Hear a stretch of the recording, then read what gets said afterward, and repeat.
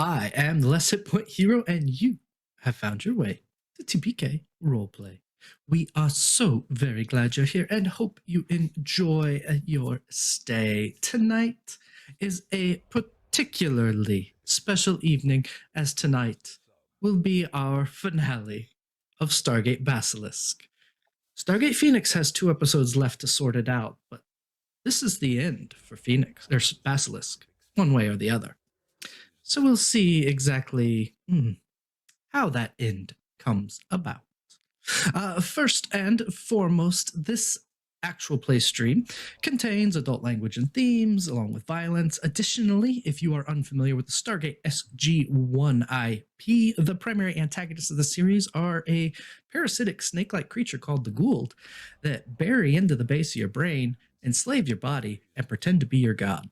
So, basically, as bad as it gets.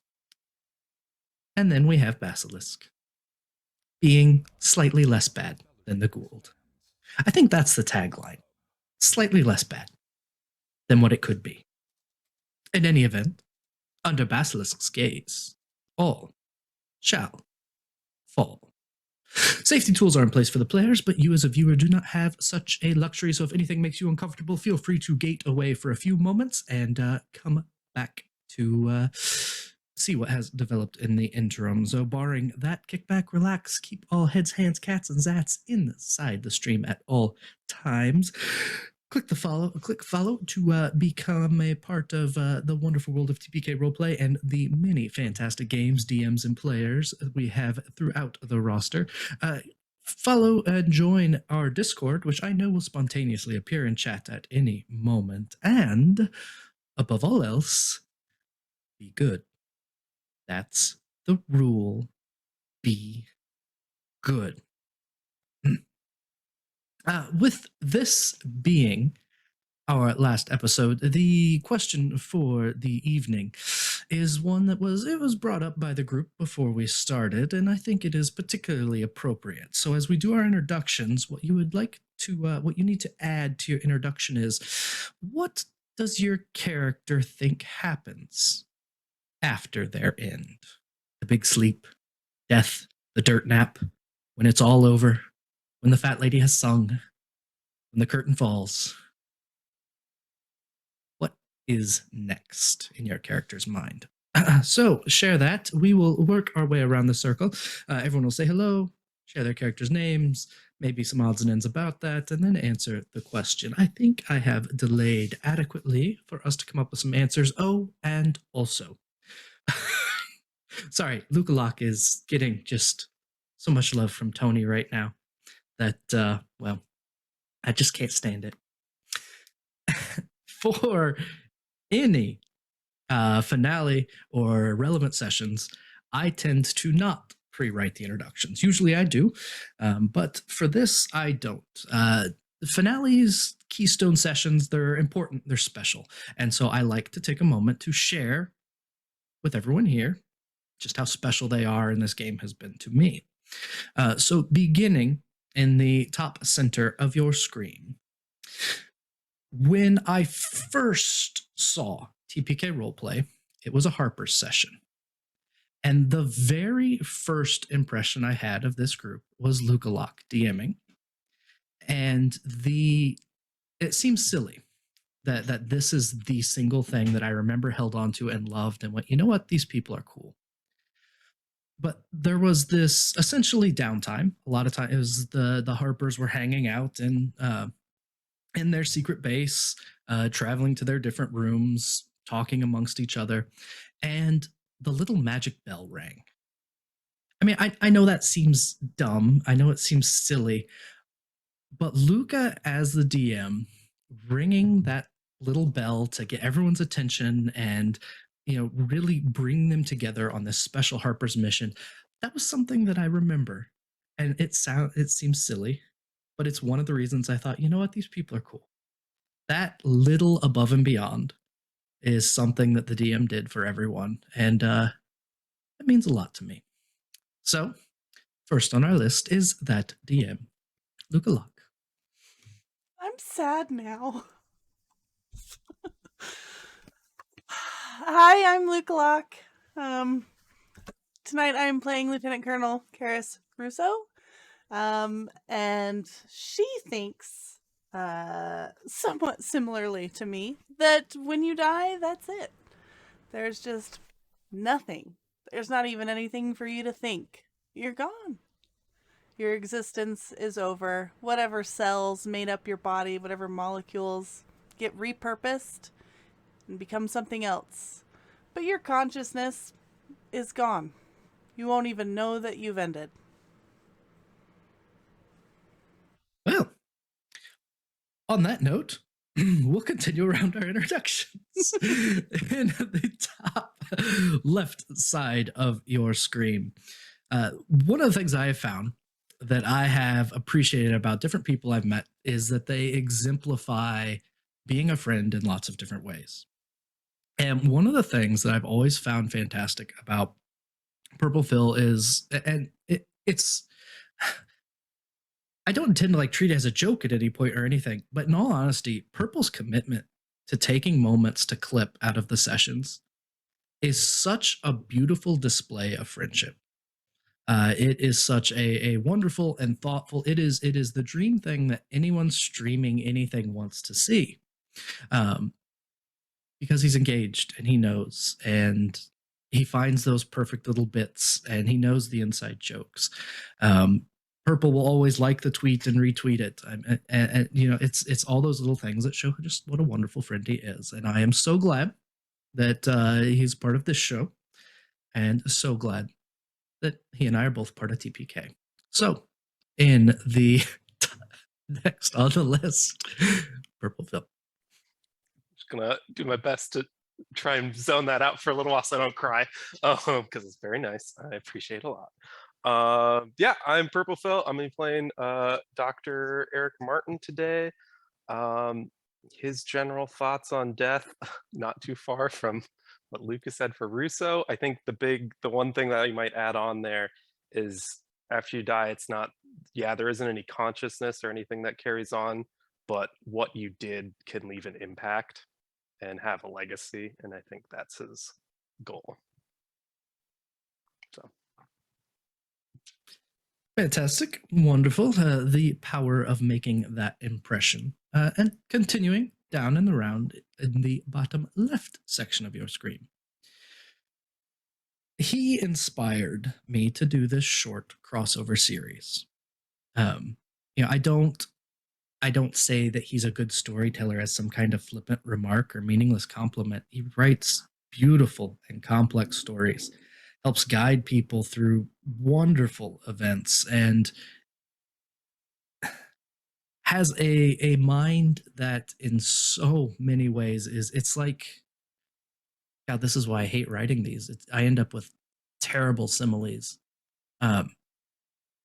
Okay, this might sound silly, but I sometimes think of him as a beautiful Rubik's Cube.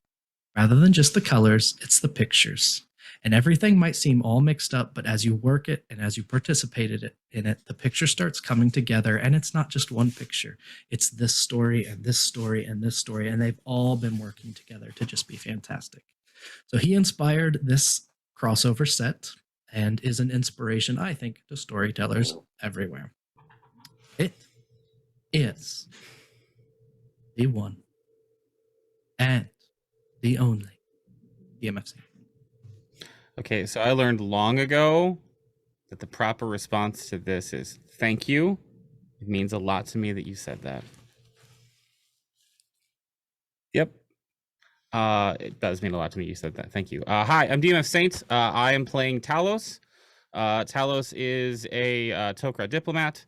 And as a Tok'ra and having a little tiny larva baby inside of him, I don't know that Thalos has ever really given much thought to what comes after, because there's kind of always a progression from, you know, kind of one host to another. I don't really think death is something he's considered.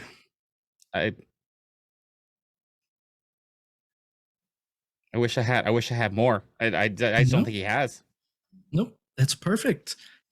What happens if you don't have to think about that? What if lifetimes are measured in millennia instead of decades? It's a big question. And last, in the middle section, bottom middle of your screen, one of the things, Rob has had my off the cuff introductions before. He's been at the ends of my campaigns. And, I never want to say the same thing twice. And so I was thinking earlier today, one of the things that I have always loved is the compromises that you had to make early on to get other people to play D&D like games with you. And I remember that the sorcerer couldn't be called a sorcerer. What was it? The sorcerer had to be called the apostle, I think. And the wizard had to be called and there was something that resonated with me, who was also not allowed to play games like this. Because of they are evil. And yet I found in him a fantastic friend. I have found in so many fantastic friends.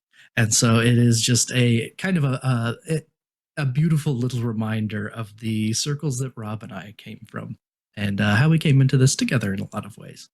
So, the one and only Robotic Gentleman.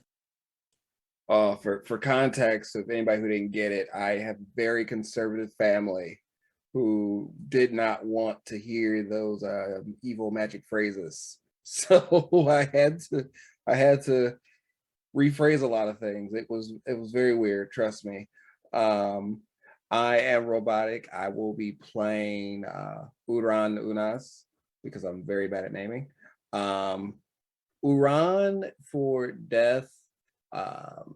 It's not so much about the death, it's more about what he leaves behind. So like his tribe has recordings you don't know, but he writes, and it's always before they know they're going to die or something that they leave that with another Unas, who can bring it back with his boys or back to the tribe, so that they have a little story to tell the kids, so that they know even though they died, somebody's going to learn from what he went through. So yeah, that sounds dope. Fantastic. That sounds wonderful. I am the LastHPHero, and we will be concluding our time with Basilisk this evening. Before we get to that point, though, it would be a good idea to catch up on where we have been. So we do have a little clip to show from last session. Lukalock?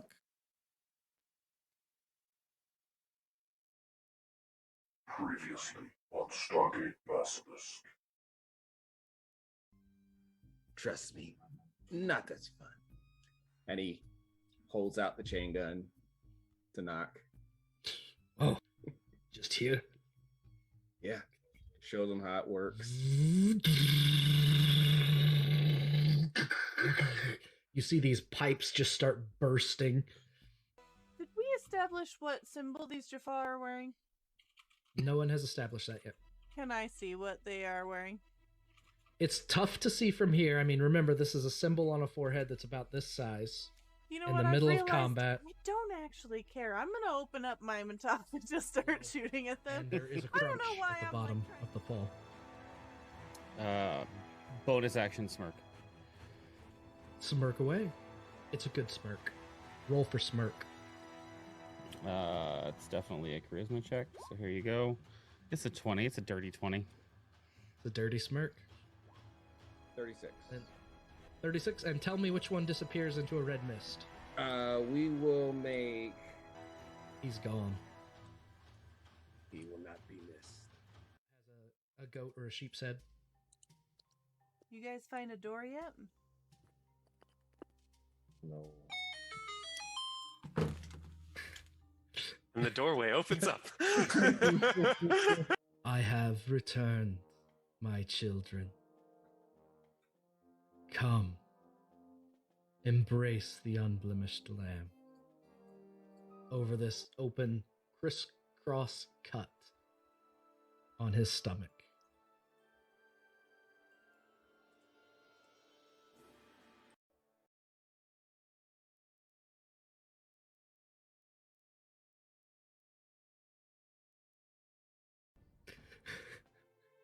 God. Oh my god. I think we undid whatever the hell Gary just did. The next has wings that sprout out of the serpent's body. Uh-oh. Gary! Fuck you, Gary. Yeah. Fuck you, Gary. Damn it. And I think that brings us back up to speed. I just looped sound through myself, so I just yelled in my own ear. Yeah. So tech issues abound, but we sorted it, made it out the other side, made the way up the river into the temple, found within the sarcophagus a gold, and brought her back. Now, we ended that episode with this newcomer sitting on the raft, mostly in, the half-sunken raft in water. You all would have made your way back through the gate. And where we are going to pick up is as you start to pass through. So the group of you come in. The gate dials up. It had been repaired previously by Doc Martin and Russo, while the other two went upriver. And you dial. It dials fine. It opens up. You step through. Mamitu, the woman that you have gained to accompany you, and along with her, Amir Ben Ara, the Genesi leader who embraced his unblemished queen. You make your way through the gate. There is the whoosh of energy. There is the coolness of the gate as you rematerialize on the other side. And around you is that familiar blue energy bubble. Standing just outside of it, leaning on a staff, or on a cane, is Joseph Ishkar, who you had also brought before. And standing with arms crossed, looking at you, is not Core.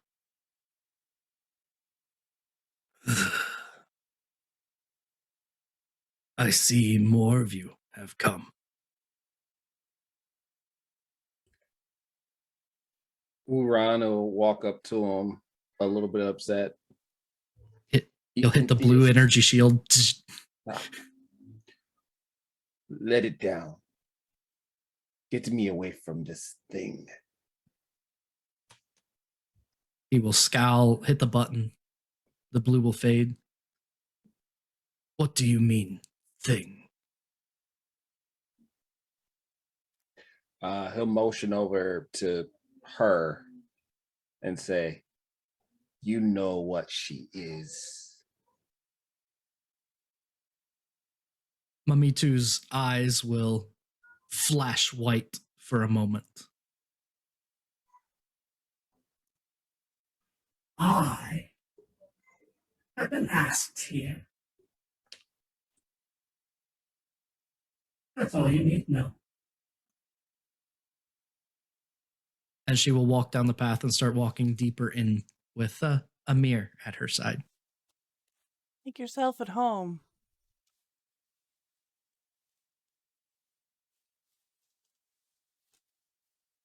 Nock will turn, watch her walk deeper in. The gate will close behind all of you. So, was it a successful mission then? We got what we went for. I guess we got a god. That's not too bad.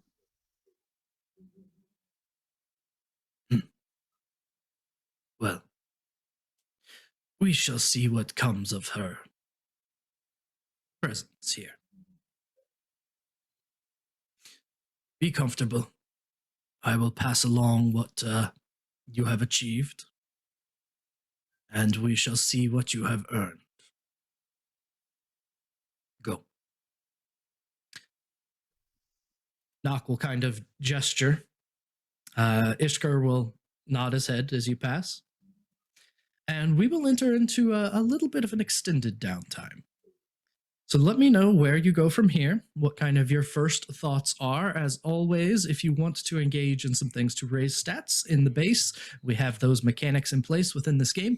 If there are people you want to talk to, things you want to address, that would be fine too. So think of just kind of the first few hours after getting back from this mission is what we'll start with. So we'll start there and kind of work our way longer until we get to the point where something more takes place. So what do you all do in the at the conclusion of this trip to this planet and this return with more company?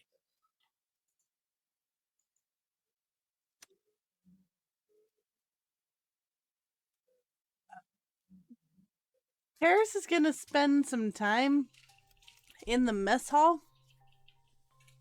The first few days she's gonna keep to herself as if working out some sort of problem in her mind, and she is continually going to the mess hall, finding a table in the corner, putting her feet up on some opposite chair, and just slowly making her way through a bowl of ice cream.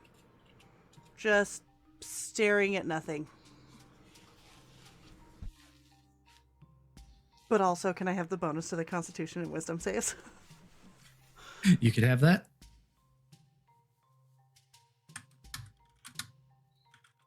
I mean, I think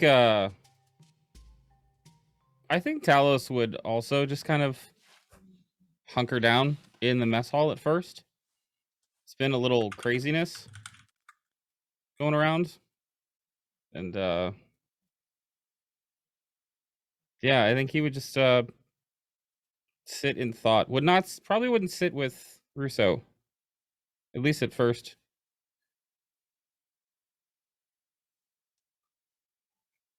Get some food. Lost in my thoughts. Relax. Can I also get that sweet bonus? You can also have that sweet bonus from being in the mess hall. Uran is going to go to his favorite shooting range, and while he's there, he's going to contemplate the risk reward of sending his monkey to deliver some C4 to their newest female. Okay. Not long after you get there, Notkor makes his way in and begins moving some things around, opening up some space, tossing some bricks aside that have never really been dealt with. The shooting range has always been a little bit of a mess. He starts tossing things aside. Are you going to help or just stand there? Uran, I give him a hand, but as he's doing it, it's saying, you say you want to clean up as if we will be here much longer. Glance at you as he starts moving things aside. There is need to be prepared. There is more to come. There are more to come. Will we be, and he says it with a bit of venom in his voice, finding more like her? We will do what we are told to do. We will accomplish what they would like us to accomplish. We will be rewarded for obedience. Do you have that patience, Unos? As long as I do not see we throw off the chains of one master and replace it with just the same, just from a different family. So you think yourself an independent, then? No, never independent, but I have enough freedom to make some decisions of mine. And I will not be remembered for helping putting something worse than what we already have.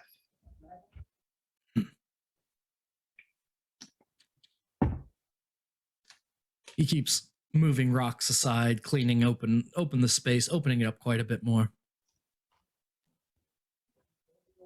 We shall see what place you have in the new order. Us. I hope it is a place I can be proud of.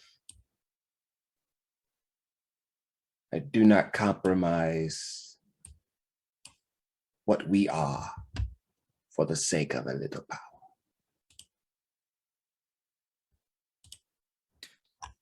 Dr. Martin, what are you up to? Yeah, I think the doctor probably has a couple things on his mind. He's probably he got that data pad with all of the Jaffa making recipe. He's probably doing some digging through that, and I think he got a couple other little doodads that he's probably working on, bringing him back to what he considers his space, his little lab setup or whatever, and making sure none of these other people are in there. And then if he gets that established, I don't know that he's going to actually do too much work on it, but I think he's going to try and take some time and seek out Thalos, kind of based off of some of the decisions made in the last mission. I think he kind of wants to have a discussion.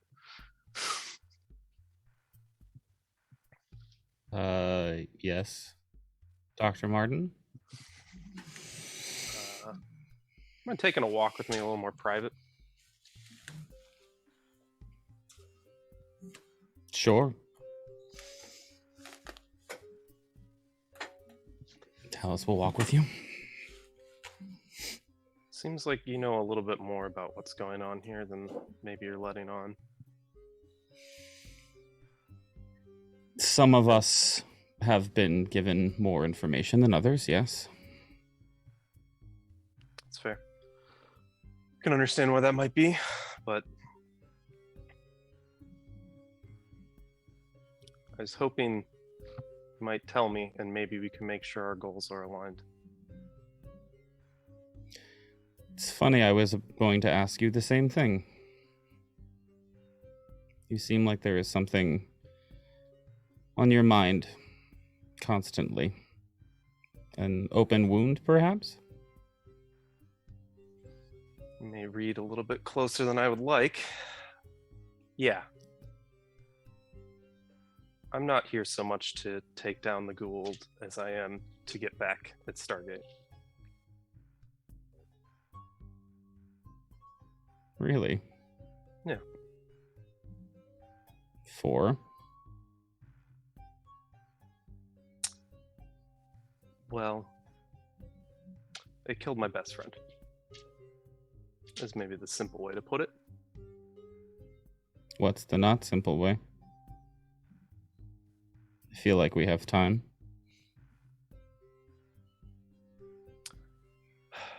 My friend had cancer. He was set up to get a Tok'ra. They bailed on it and instead took some airmen that crashed a plane and picked military over other people every time.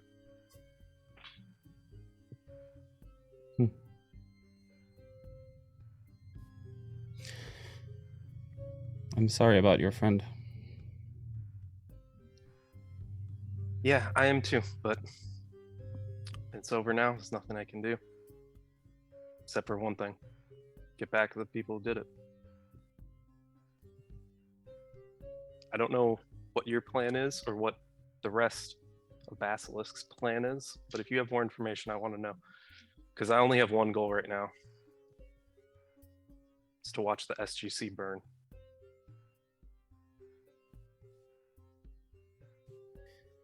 There is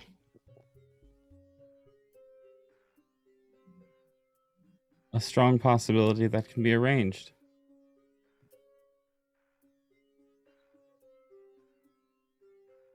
Let's wondering.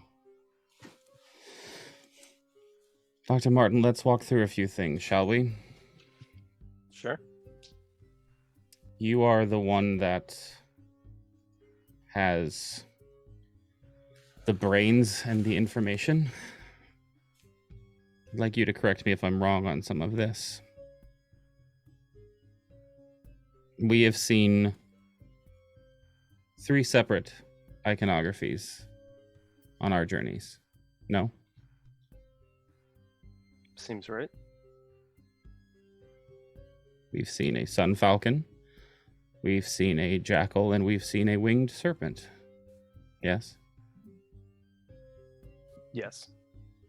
And the sun falcon is obviously Ra, the one that your former employers dealt with. That was my understanding of it.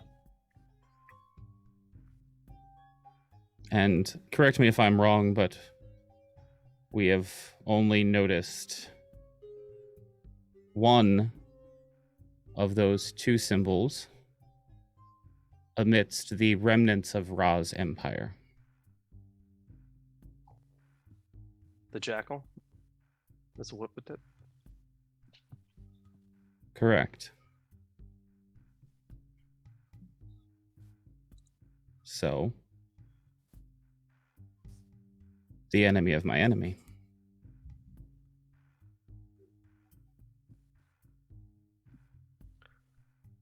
Is my friend. I can agree to that.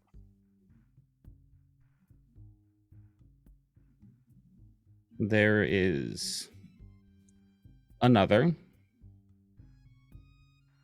We have seen this other's iconography in several places now. Most recently, where we retrieved her.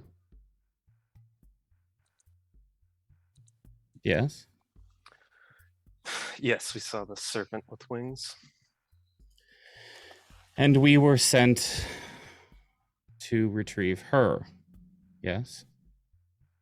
That is what you told us. That's the information that I did not know. How did you know? I was told. By who? The person that Nokkor keeps referring to. How? How was I told? Yes. He holds his hand up and removes his glove and says, I assume you understand how this device works. Right. You've had that longer than I thought then. Perhaps. I thought you would have grabbed that in the Gould mothership.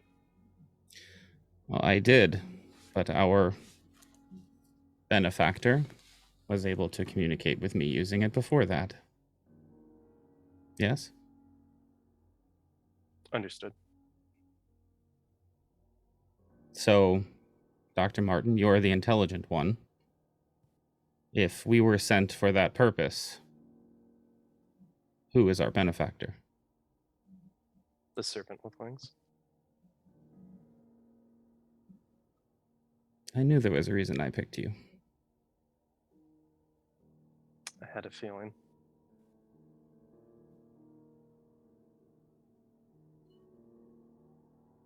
Perhaps we can send Phoenix a present. Maybe see if they can deal with our enemy. Perhaps he will do some destruction along the way to your former companions. I do like this idea. It will just be the beginning. I'm sure there will be many more opportunities. It's good to hear. Is there any other fears or questions I can calm in your heart? I've told you what I want. If you can make that happen, I can follow.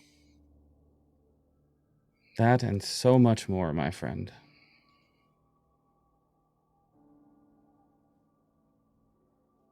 as the two of you are walking, you're passing through enough of a central area in here at a point to hear the gate start to dial. Looking that way, you can see Amir, the Genesi that you brought with you, dialing. He finishes dialing, the gate opens, and he steps back through. He steps through. A few moments later, gate closes.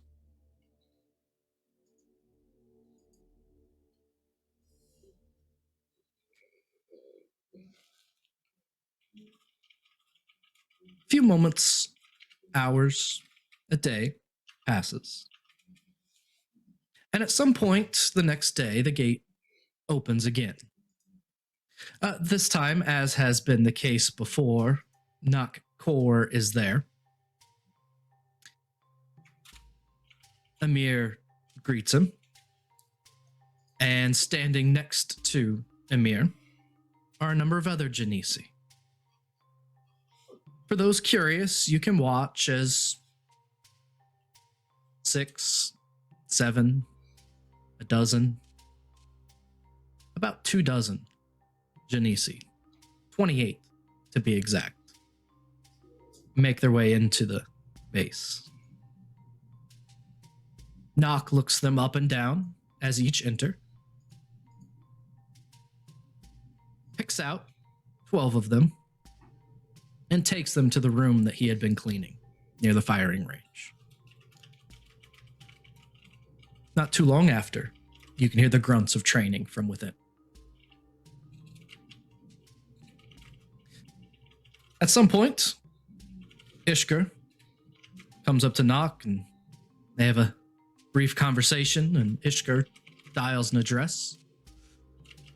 The Stargate once again dials, and Ishkur sends through a very small round probe, smaller than the probe before.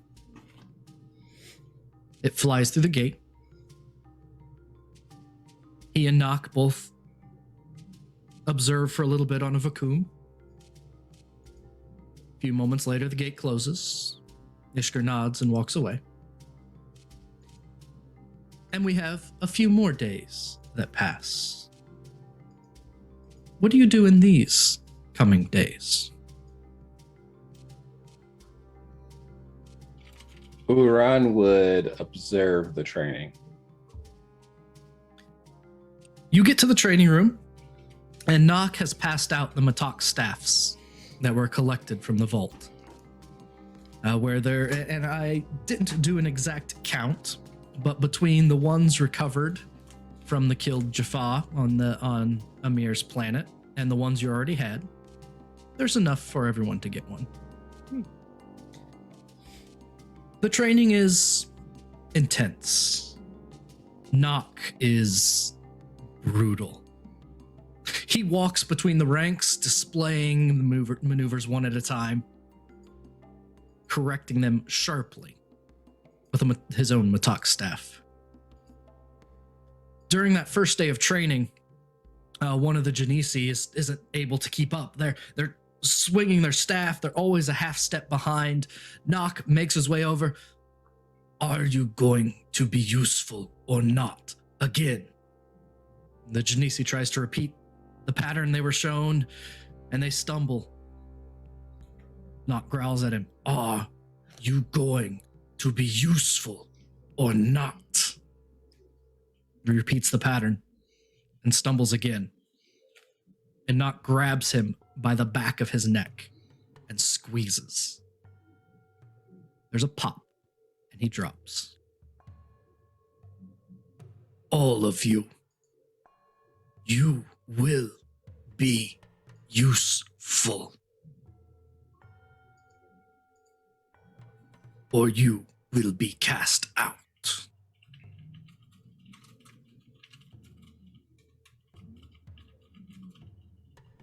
Anything else while you watch the training run?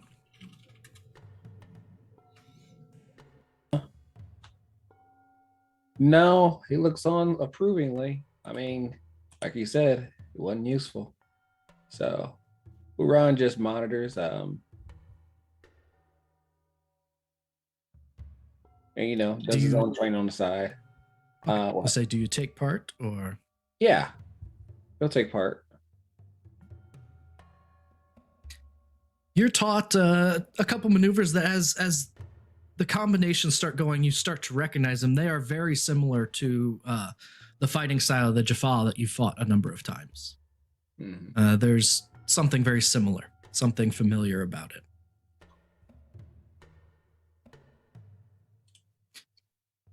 Ah, I see you have decided to join us. Like you said before, one must be ready. But you teach them the way of the enemy. Is that to counter them or emulate them? There is something about the Gua'uld that is efficient. They have ruled for millennia. This training is old and continues to work. Why change what works?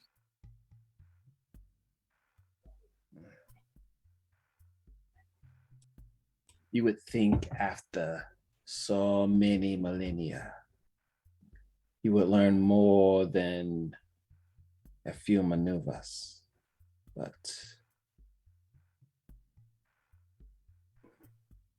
you would think they would learn to counter their own.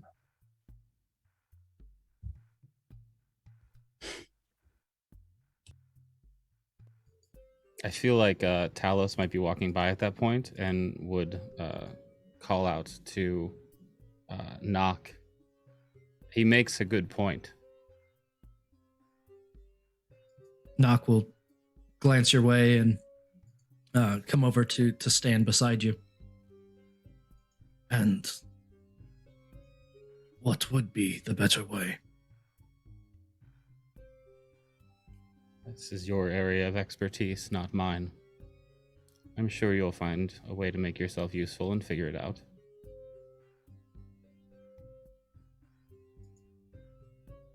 We shall think on it. I'm certain there is something here. More. Perhaps Uran could teach you a few things.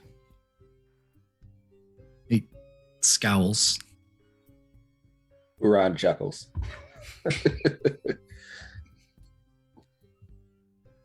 Knock will look at the chain gun that you set aside in order to do the Matak staff maneuvers. It is loud and cumbersome, inaccurate.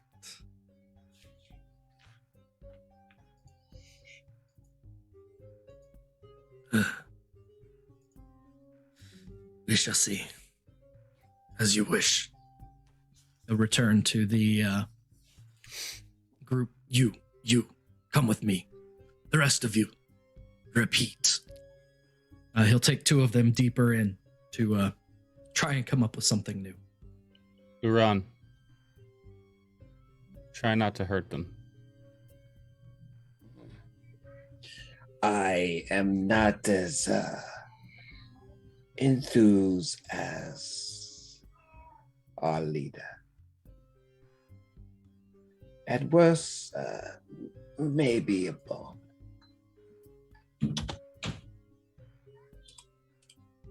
Sorry, out of character above the table. Did you just say a bomb?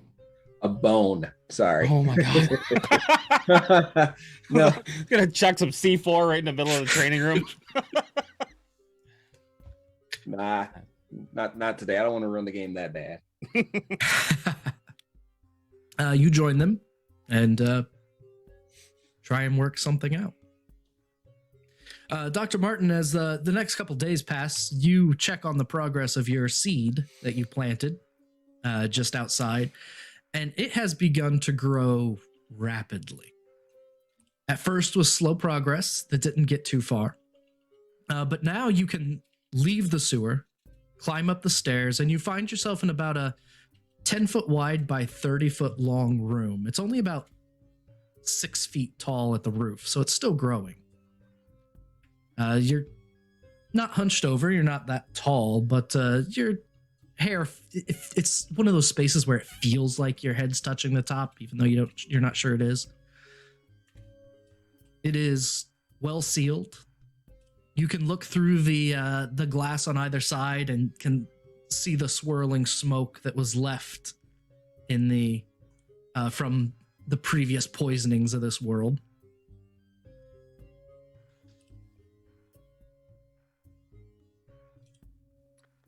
Yeah, he'll probably take a walk through there. See, does it look like it's still growing on top of that, or is it like reached like full maturity at this point? Judging by what you saw on the conservatory planet where you got it, it probably has quite a bit of growing to do. Okay. That said, it's like a hallway straight out. Is there like Yep. anything that I can see if I go to the end and like look around, or is it all just still smoke yet? So far outside, there's just smoke. There might be the outline of a building a little bit further out. Gotcha. It's hard to make out through the smog. Does it seem like there's any way I could like interact with its growth to aim it towards like that building or something like that? Yeah, we could certainly try. Something like science, survival. Sure, I'll give it science. Let's see how it goes. 13. 13. You do some studying. You take some a look at the growth patterns, trying to figure out what is actually stimulating it. I mean, you planted it and had a rough start to figure out how to get this seed going to begin with. Now that it's going, it almost seems to be rolling on its own. And as you're looking at it and taking a few samples, Joseph Ishker will come up following behind you.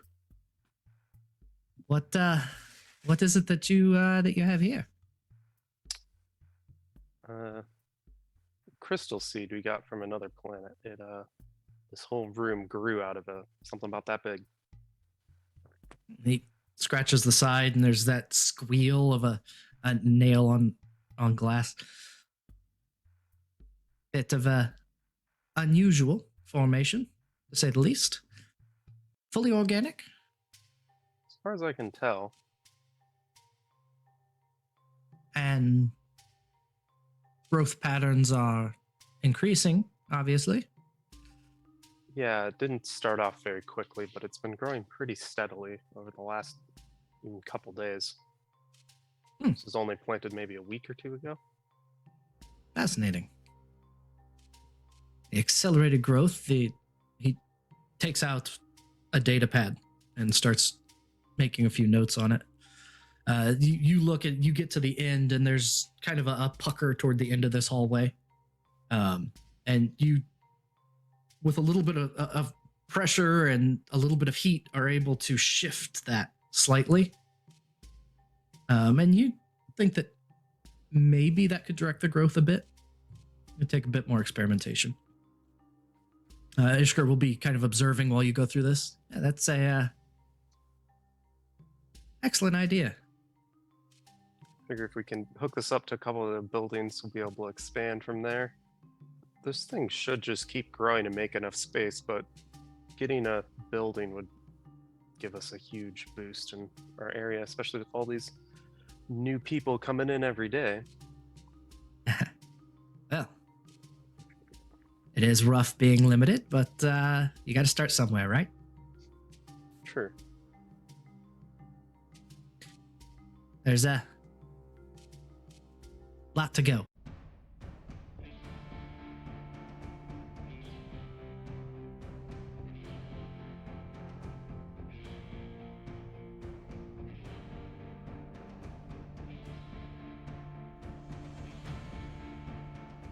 Gary, stop touching that.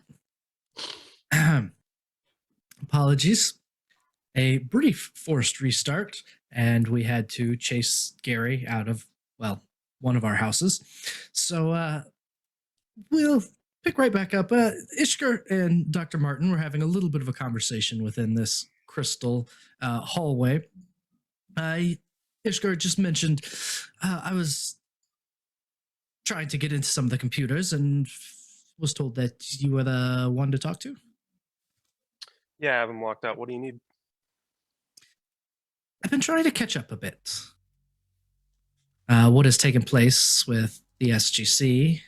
I have, well, been on a train for a few years, and everyone keeps talking about all these different things that I just don't quite know the details of. I can get you logged in. That'd be swell. He'll work over and get the login, and he starts tip-tapping away. I'll make him do the math problem too to figure it out. It doesn't slow him at all. He chuckles. Ha! Cute. You definitely get the impression that he is very intelligent. I was getting that already, but thanks for confirming. And then Russo. A few other days pass. Anyone to talk to? Any more ice cream to eat as you're chipping away at freeze-dried astronaut ice cream substitute? Yeah. When I said ice cream earlier, I was definitely using the term loosely, since I assume there's not just a soft serve machine. Not a In soft serve this machine in the place. sewer base. So what I actually have is some astronaut kind of rations of that hard dehydrated ice cream, but I've broken it up into chunks and am stubbornly eating it out of a bowl with a spoon, as if it is actual soft serve. But yeah, I would assume that one of these days that Thalos comes wandering into the mess hall on his own, I will just glance up at him and give him kind of the nod, and then with my foot that I have my feet resting on, I will drop them and then push out the seat for him to take a seat. Talos will sit down across from Russo.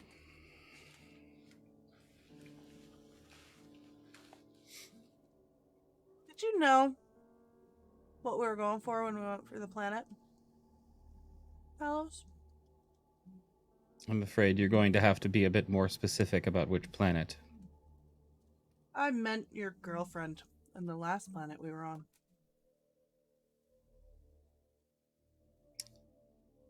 I was told what we were getting, yes. Told by whom? The person who is in charge.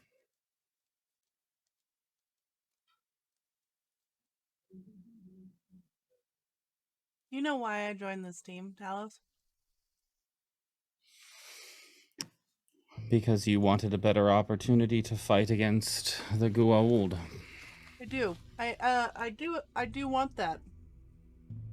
I actually really do want to save the galaxy from a bunch of oppressive snakes. But I joined this team because I saw you that day pocket the little device. I've met some Tok'ra since joining this whole ordeal. I've even met, during trainings, some real asshole Tok'ra. I don't think that's what you are. I think I should say thank you for saying I'm not an asshole. I think if anyone knows the real way to defeat the Goa'uld, it would be one of them. Right? I don't follow.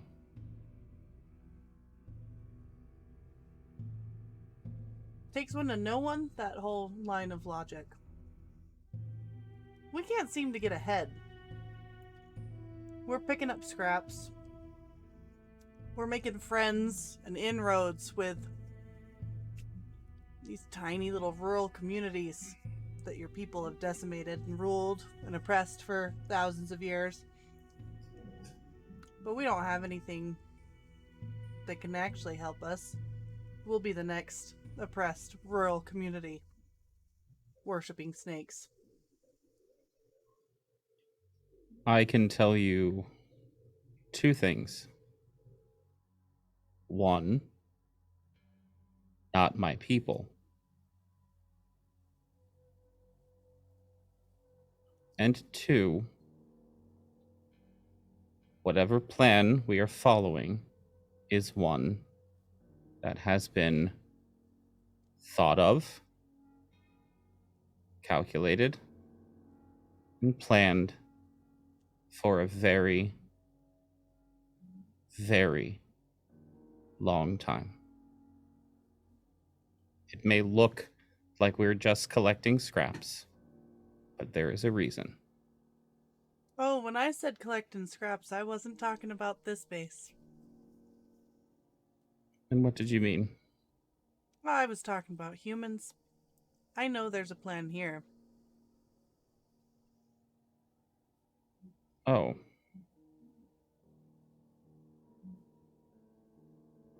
You knew she was going to be there. Yes. What's the plan?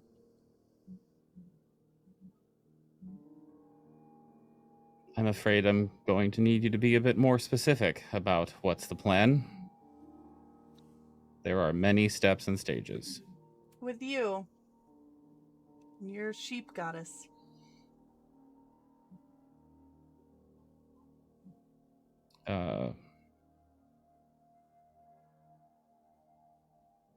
I believe she was brought to work on something that she was working on before.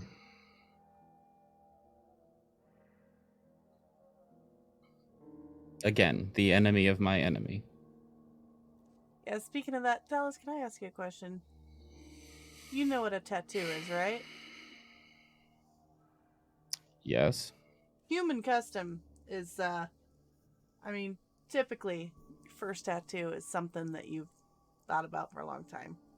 Come up with it, as a teenager, through your formative years, something that, represents you. If you were to get a tattoo, Thalos, what would it look like? Better yet, if you were to make a bunch of friends, each with a little snake in their belly, what would their tattoo look like on their forehead? I don't think I've ever thought about tattooing my body.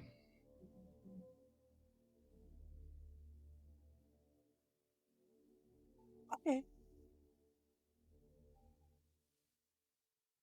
This is just a host. Why would I care what it looks like?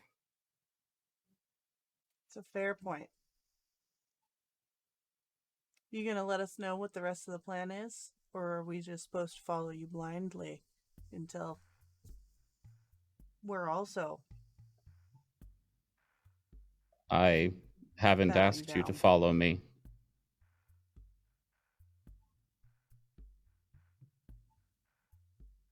Okay. All I did was set an opportunity in front of you. I guess I was just asking for a little bit of parting the curtain.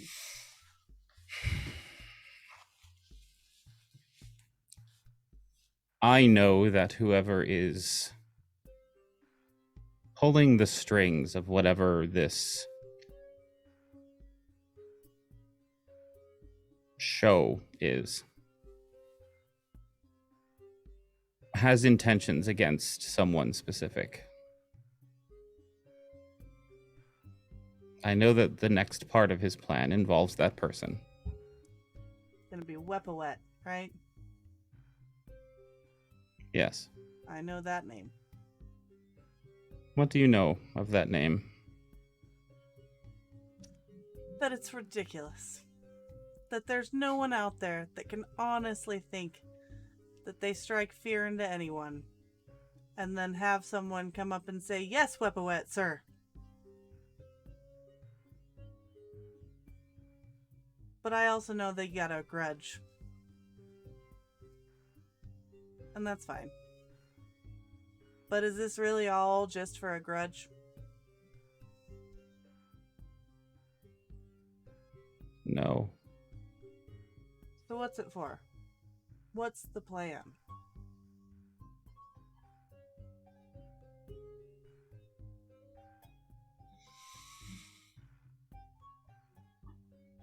I don't know. Alright. You don't want to play, I can't make you. We could keep having these talks if you'd like. Yeah, I'd like that. Perhaps I can help you in small ways to find that plan you were looking for. Perhaps you could even help me in big ways. I don't know that it is I who would help you. Okay. And I'm just gonna sit back and continue eating my ice cream. Want some? I never cared for that. That's why it was still in the cabinet. Because you've never had the real thing. There's a real version of that? Oh yeah. Change your life. I've been through enough life-changing events for one lifetime, thank you. To yourself. A busy week in the base passes. A lot of activity, a lot of training. As far as you know, no other Genesi fail in their training. Uran, I would like you to give me some kind of charisma-based check. It can be intimidation, persuasion. This represents your efforts helping Not Core with the training. Dr. Martin, I would like you to make some kind of science-based check. This is you working with Joseph Ishker, looking at some odds and ends that have taken place. I'm gonna just say for a -2 charisma, that is pretty impressive. A 15 and a 10. For Each plus of them do 8, the. that's pretty impressive as well. That is a number. That is a number. And then Not Core was not super helpful. There is a number that he adds to that. I need to You know if jot I that failed though, down. because I get a Eureka point. It is an unfailable check. Oh. Gotta farm those points somehow. And then, holy crap, Joseph Ishker gets a little lost in the research that you and he are doing. He also adds a number to that, but let's just say the two of you don't make as much progress. You two actually end up in an argument at least once over how that crystalline structure is growing. And it ends up being one of those pointless, way too smart people arguments where at no point do they realize the conclusion doesn't matter at all. And they just kind of keep arguing about it. That sounds about right. Probably like we wake up the next day and are like, actually, we're both wrong. It doesn't matter. We were both going the wrong direction. Looking at those rolls, yes, you were both wrong. Whatever it was, you were both wrong. And then Uran, you and Nock work together, and you're able to get the Genasi to at least have a basic understanding of using the Matok staffs. You think with a little bit more training, they might actually be confused with a competent fighting force. During the second week, more of the Genasi disappear toward a section of the section of the base further north. 2, 3 a day. Not many, just a few. All of them come back. unwell, holding their abdomens, resting for the rest of the day. As another week begins to pass, it's still quiet. There still doesn't seem to be any instruction being passed down through Nock Core. In fact, Nock hasn't made his way back to the Stargate in quite some time. The shimmer of the shield around it just kind of sits there, idling, humming on that end of the base. As another week progresses, is there anyone else that you want to talk to, or anything else that you want to do?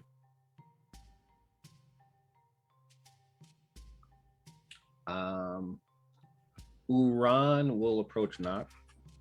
Okay.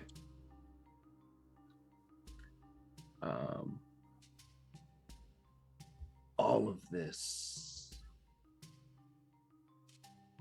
What kind of work could possibly require? And he's going to just gesture to the class. This much preparation. We must start somewhere, yes? And because we must start somewhere, we must start with something.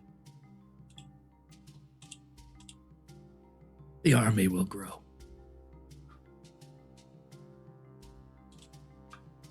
You want to take Jaffa an open field? We will take Jaffa in open field. I will make sure to watch that directly behind you. It will take time. But time, well, we have time.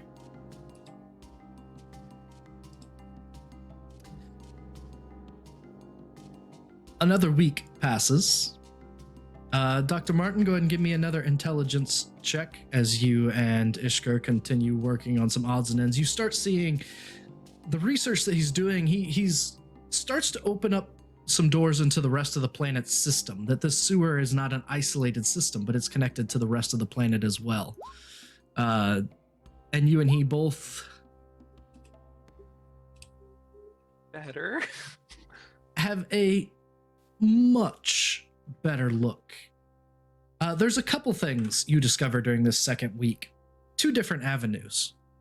The first is Ishkar identifies a gate address, which would be a good backup plan if things ever go poorly. And he also is able to pull up external cameras from around this planet. He starts cycling through until he even finds some that are looking up and around and can look down on the base from the outside. You never got beyond the sewers, did you? I hadn't had much reason to. But now that we're growing this outside, it's quite handy. Huh. Look at that. It's good to have a look. It is. There's actually a couple other buildings here I didn't think would have been there based off of the plans inside. This one, it even looks like it might be a what? A starport? Could be. I mean, there's space for something to land there at least. Maybe planes, maybe spaceships. Wow. Always good to have a plan B. Would have been nice if we would have got that ship. Could have landed it there. Well. Missed opportunities, huh? Ain't that the way? Yeah. Never know. Uran, could you give me a charisma check to add to Nock Cores as you continue your training on the second week? Oh man, straight charisma. Well, any kind of charisma-based check. Intimidation, persuasion, deception, lie to him. 13. Okay. I will add that to the ongoing total. At this point, after 2 weeks of training, the Genasi are just a little bit better than idiots when it comes to fighting. They're getting there, we should say. Through the second week, the other thing that you notice is even more Genasi have made their way up to this other room. And even more of them would come back holding their stomachs. At this point, all 28 of them have made their way there and have made their way back. And the first group are starting to get quite sick.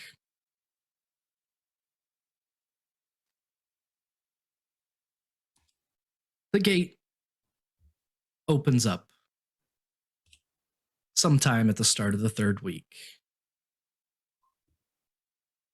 Immediately, Nox's head snaps up, Uran. You hear the gate dialing the distance. He looks up and immediately sprints toward the gate. All of you, come! And just starts hauling through the base. Each of you, at different places in the base, you see Uran and the Genasi start sprinting by. Anytime he even gets a glance in any of your directions, he will gesture, come, come!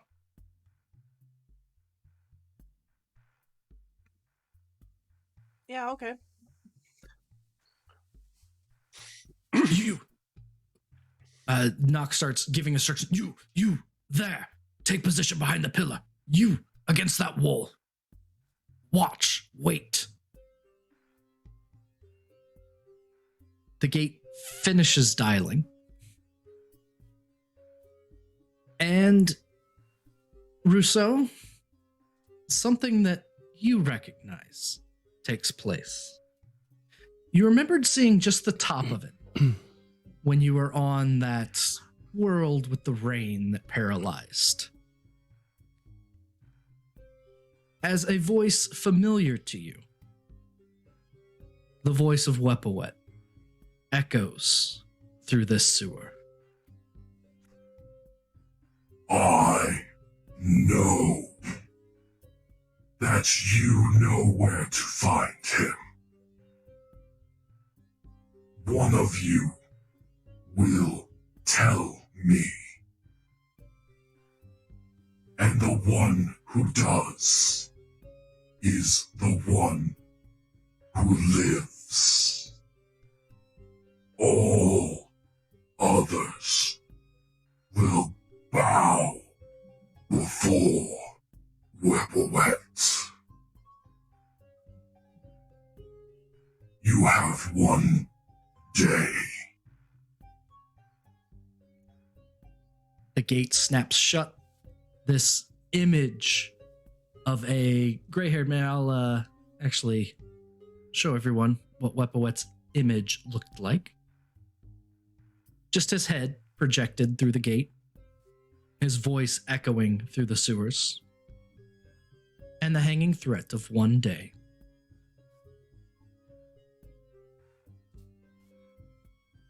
He's got to change his name, right? Bruce is just going to say, looking around. Or we could just kill him.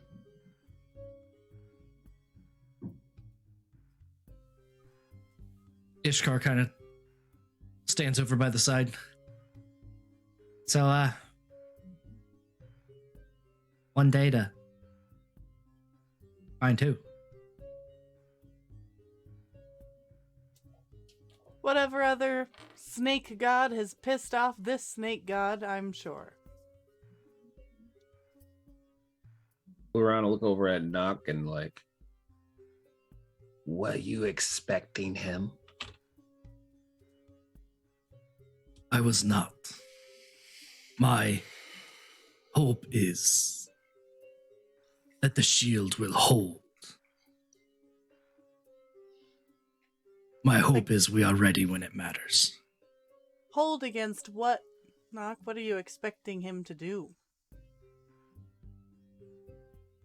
While you were away, before his head nods over to Ishkar, before he joined, a few Jaffa came through. I took care of them. The shield held. But even then, he knew. I'm expecting trouble.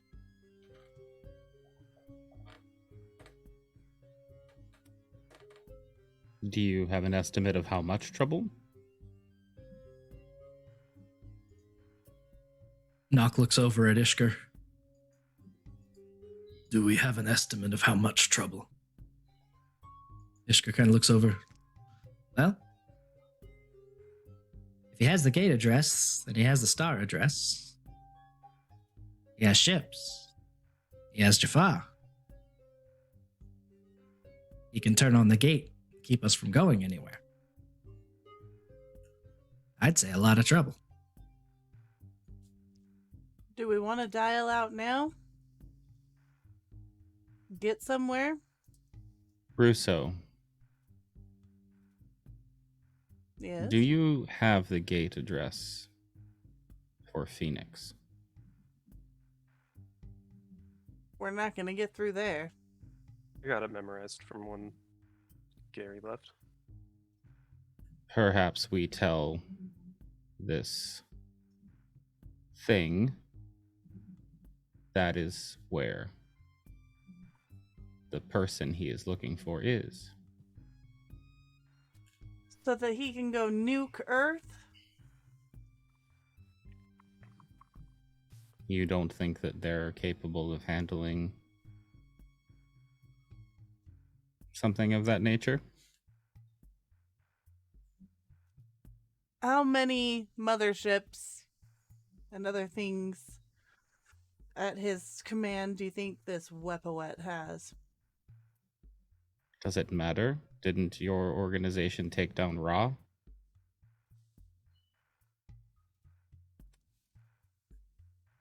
I assure had you, no Ra was idea more what powerful. to do with us. He didn't know what we were yet. He had only encountered slaves up to that point. That was one of those "this will not happen a second time" opportunities. I feel like you are putting too much intelligence in this. No, it's Things. just, the whole element of surprise. We had the element of underestimating. And that was it. You don't get that twice. Options? He may already have their address anyways. It might just spark his rage. If he's seen any of the teams dial out, he could know where their address is anyways. He seems pretty convinced that it's this planet, so maybe we should get off this planet. Is there anything here that is really important? Jam, is there anything here that's really important? That we need Where to have we? take Where with has us? Nock been storing everything? Well, we can get that off. Nock is going to look at Ishkar, look at your team. She is not ready to be moved.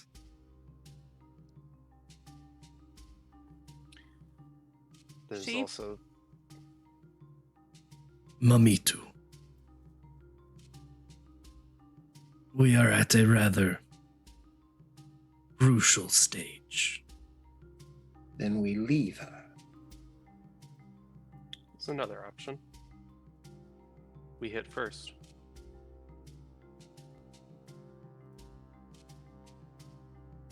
Do What we do know you where pro- Wepwawet is? We have his main planet. You want to attack a Jaffa planet. And I'm just gonna wave my arm around with 30 people. Element of surprise. The planet you've already been to.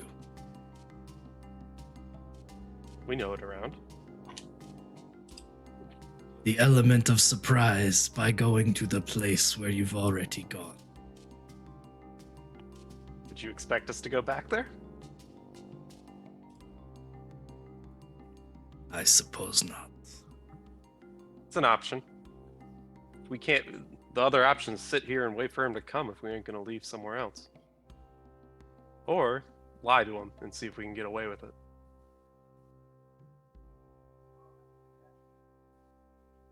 Is there? Sorry, go ahead. No, go ahead. Is there another way off this planet? Yeah, maybe. Given a few more days, maybe. We can see what's in this building. This seems It's to what be a I think it is. starport nearby, but whether it has anything that can fly is another question. With only a day. What if you had to?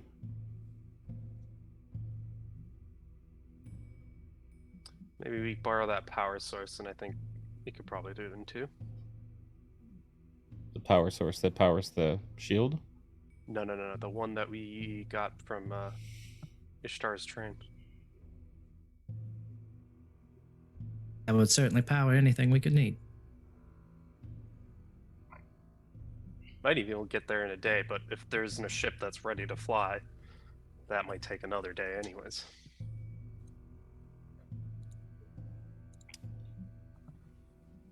What are the chances that there's a ship there? I've never badly- gotten a clear picture of the inside, but I'd say fairly good. The building doesn't look too badly damaged. None of them really do. It's all just this black smoke, which doesn't seem to harm metal. Would you risk your life on there being a ship there?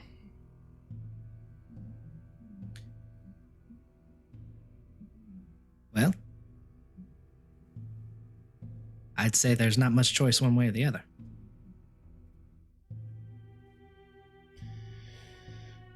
Then we have two options. We either... I'm sorry? Uran. Uran does not want to die. So Uran, he'll look over at Nock, will work to delay our visitors. We will set up defense. You find us a ship. If you don't, then I guess we die. I have two options. One of them actually involves that, Uran. I could tell this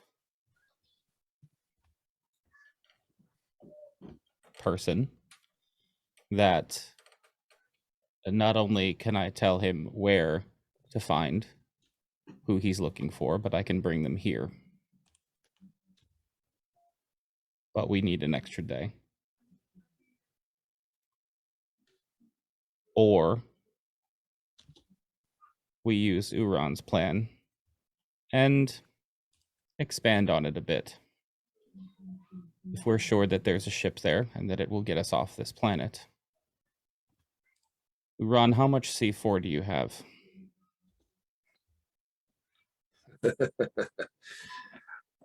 I could drop this entire facility on his head if he steps through. Or we could drop the gate before he could. Dropping the gate and no ship is the same as killing us all. That's why I started this by asking how sure are you there's a ship? I'm not, but we gamble. We don't have many choices. How long does she need? Maybe Wait. a few more days. I will speak with her and see where she is. We need an answer. What does she need?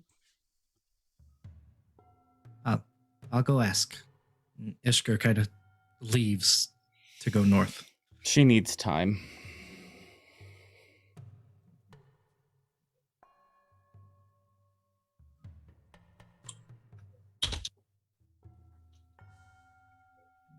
Could also use that power source to boost the shields, and that could buy us a lot of time too, but it'd be all of our eggs in that basket holding out. And if they came with ships, we wouldn't have a chance. And we don't know if there's a ship.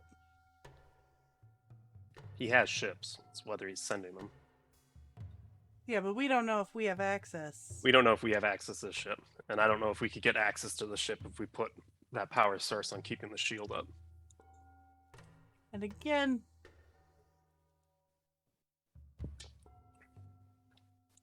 we can't just go off world somewhere and then find another world that has ships and then just make our way off into the night.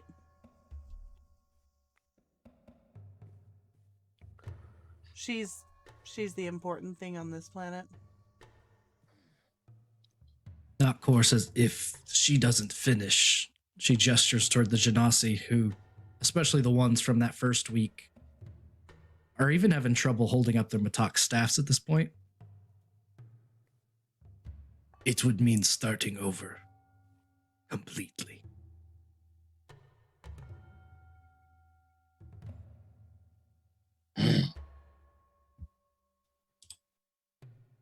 Less than ideal, but an option. Ishkur will come back in.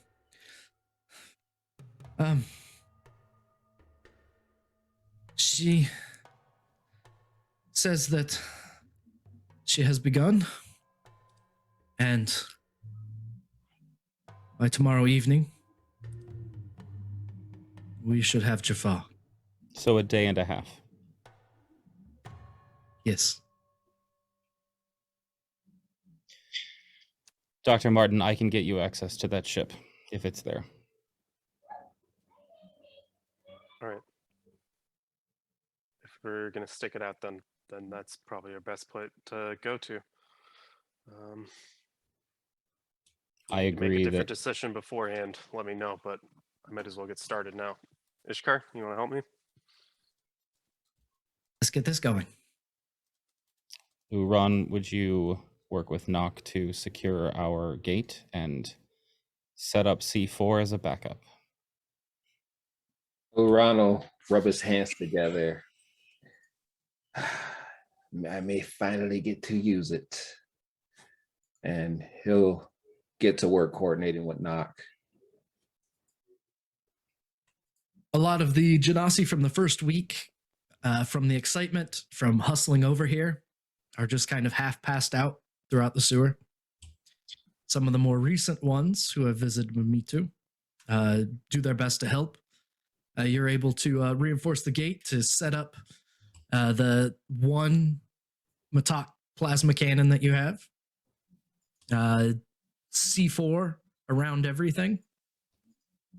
I'm going to set up my chain gun on a stand just so I have stability facing the gate, but set up in a way I could just, yank it when I got to run.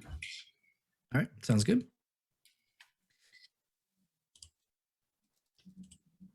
Before Ishkar leaves with, oh, sorry, go ahead. I'm gonna look at Thalos and be like, where do you want me? You could see if there's anything you could do to help her finish faster. All right. I'll go see to the women's work. And I'll wink at him and walk down the hallway. I feel like that joke just right over Talos' head. Yeah.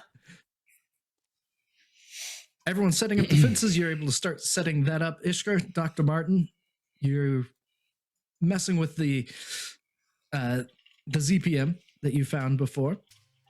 Are able to adjust some of the growth of the crystal, and you're pretty confident that by the next morning, you'll be able to see inside that building. You'll get a little bit of a heads up of a plan B. Russo, because this is the first time in 2 weeks that anyone's gone to see Mamitu, we're going to go to that scene. You make your way into a deeper section of the sewer, further north than you usually go.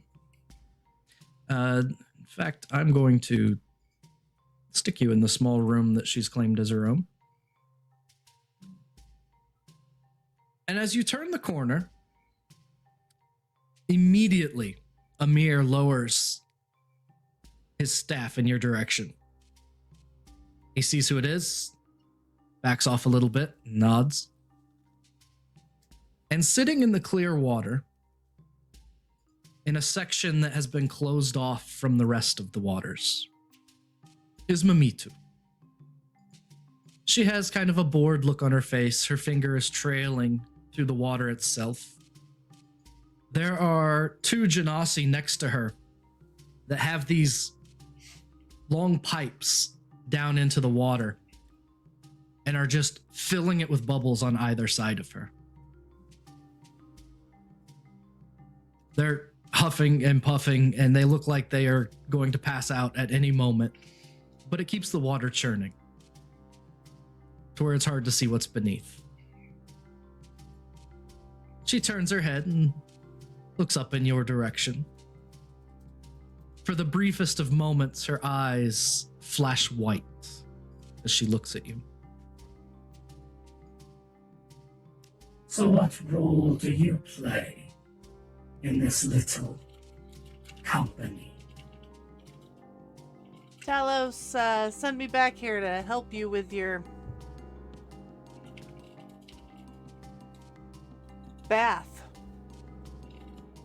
Well, I'm going to turn off the voice mod so people can understand me, but she continues in a Gould voice. To help. And why? Why would you be of assistance? I am told that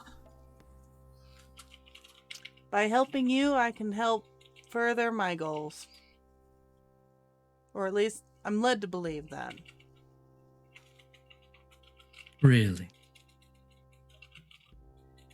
Supposedly. Well, I'm not sure what help you could be. She kind of looks at you and squints just a little bit. You are a warrior, aren't you?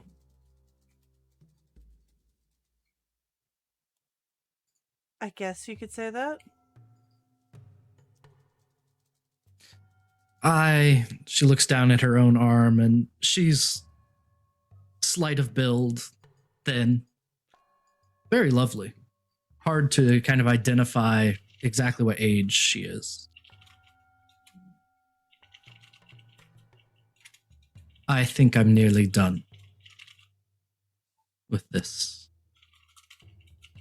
Flicks water off her hand. Okay.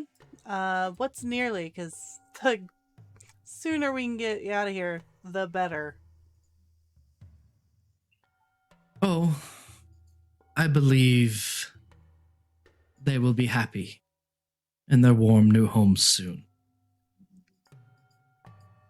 And she lifts up a hand, and a worm-like creature, only about 6 inches long, twirls between her fingers and slides back into the water.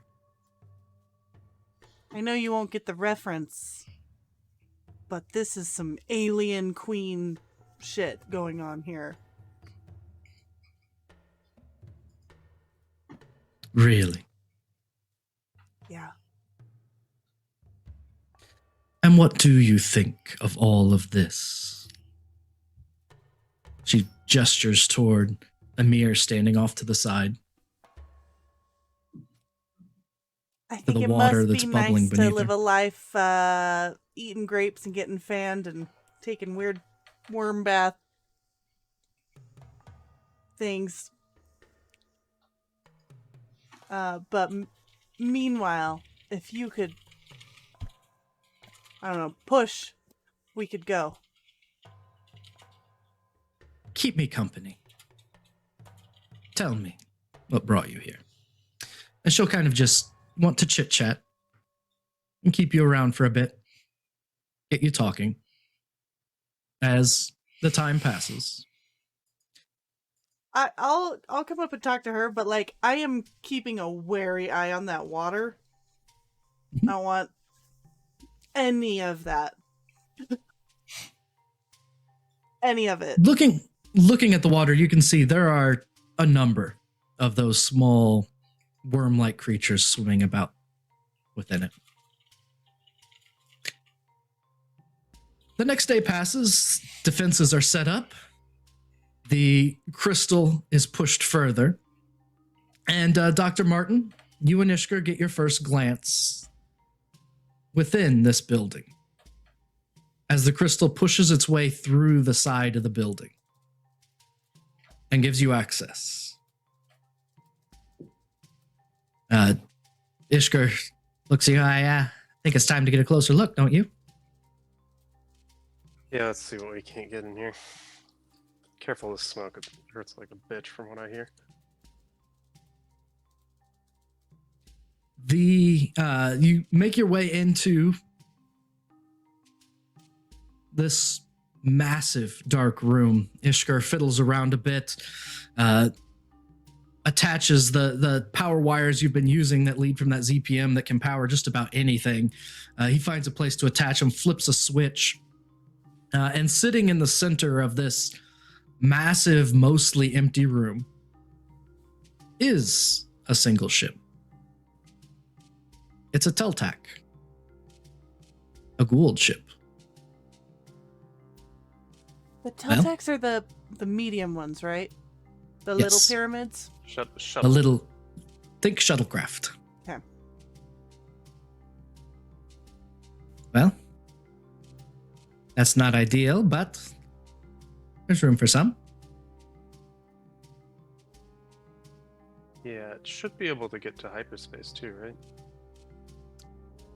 Especially powered What I by could tell? ZPM. It certainly could.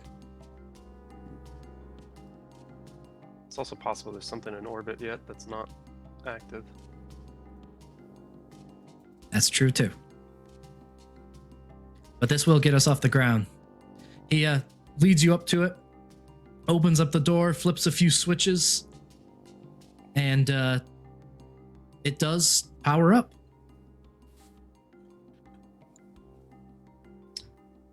Well, this should work. I don't know that we're going to be able to get everyone on here. Well, we should start loading it. At least with the important stuff. If this is going to be a plan B.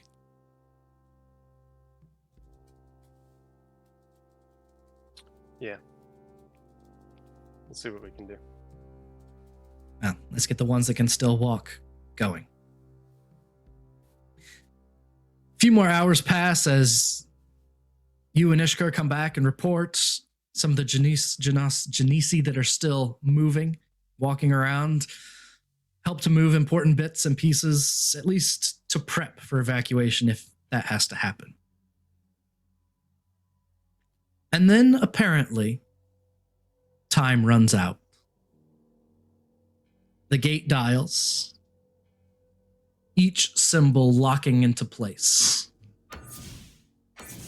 Notkor immediately starts giving instructions. Uran, you take position behind your minigun. Nock behind the Matok staff. And that image flutters into view once more. Have you decided?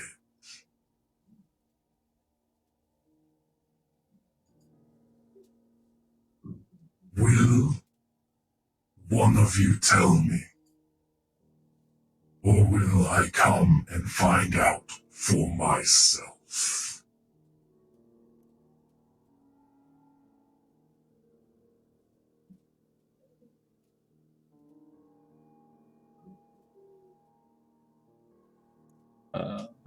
Fine. I assume I'm still up in the bathroom, so this is up to you all. You've made your choice. The face. The face dissolves. And in the distance, an alarm that Ishkar and Dr. Martin set up goes off. You check the panel. One of the exterior cameras sees a Goa'uld mothership drop out of hyperspace directly over the ruins of the city you're in.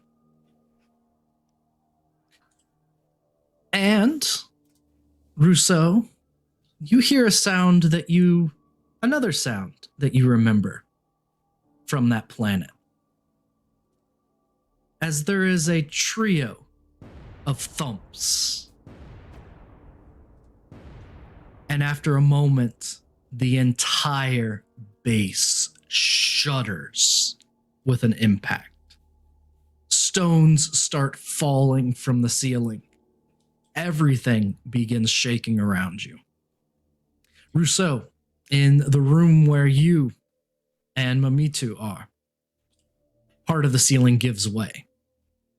The two Genesi blowing the water into the air, throw the sticks, throw them aside, and just throw themselves over the top of Mamitu as bricks start raining down from the ceiling. Amir looks at you, looks at her. My queen! And he goes in and starts pulling rocks away. What are you doing? Help! Yeah, I don't know if you heard all that. I'm gonna go deal with it. You have to. He throws the bricks aside, and you see her arm bent and broken, covered in blood outside of it. Get a stone! We don't have one of those fancy bed things. I think it's time to say goodbye to your god. And I'm gonna turn and go walk out of the room. He throws a few more rocks aside, and you just, my queen, my queen, my queen. Russo, you take a few steps out of the room, and there is a sharp pain that you feel at the back of your neck. There is a flare of pain in your head. And then there is a voice that settles. This will do nicely. That last word escaping your lips.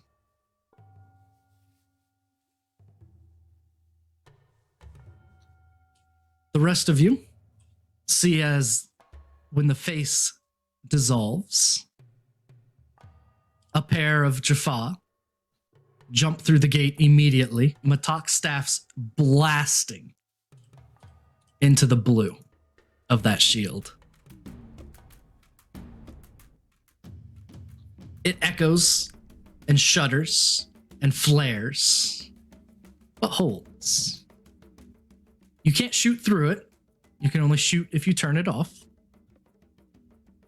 But that trio of blast rains down again. And the entire sewer shakes. So tell me, everyone, what are your plans?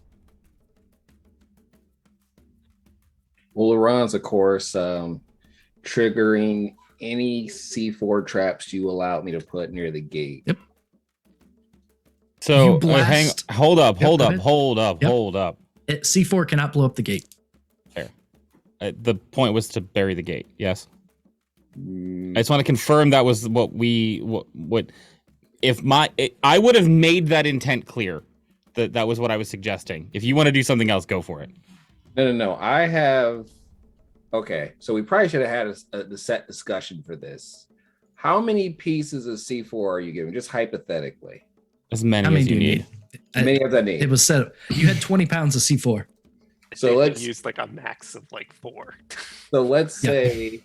say in the time that Uran had with his expertise in it, He would have used it first as a initial trap to get rid of any overeager Jaffa.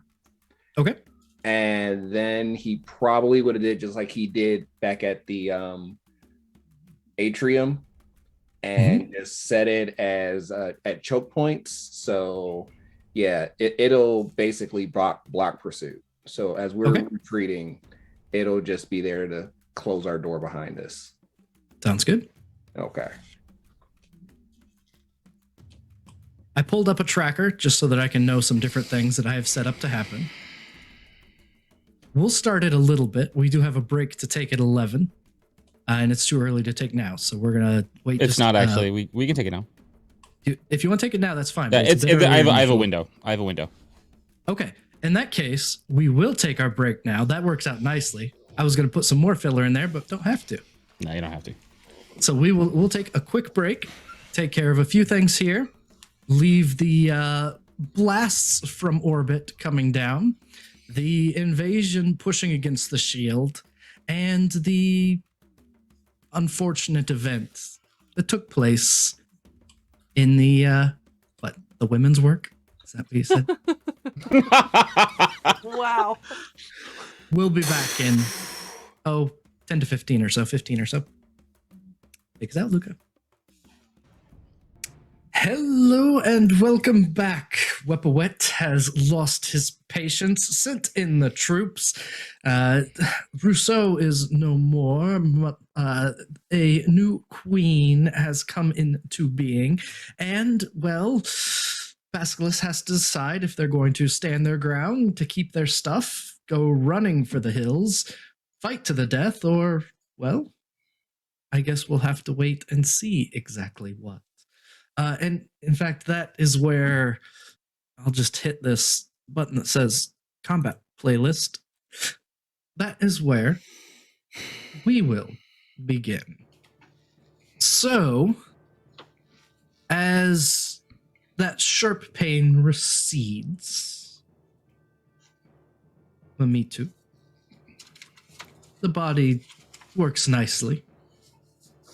You stop in your tracks and turn. Amir is looking at the broken remains, and he had watched the Goa'uld go straight for Russo. Looks at you. What are your orders, my queen? Leave that. It is nothing to us now.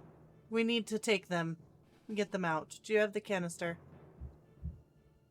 Yes, my queen. He goes over to the side and picks up a canister. It's a powered canister to keep the appropriate electrical charge to keep them alive. And he dips it part of the way into the water and starts kind of trying to usher these 6-inch long Goa'uld babies into it. Oh, be as quick as I can, my queen. Hand that to me. And I will just take it from him and just descend down into the water. Sounds good. You start collecting babies. And we will pass on to this. How about a perception check while you're doing this at disadvantage because of your activity doing something else?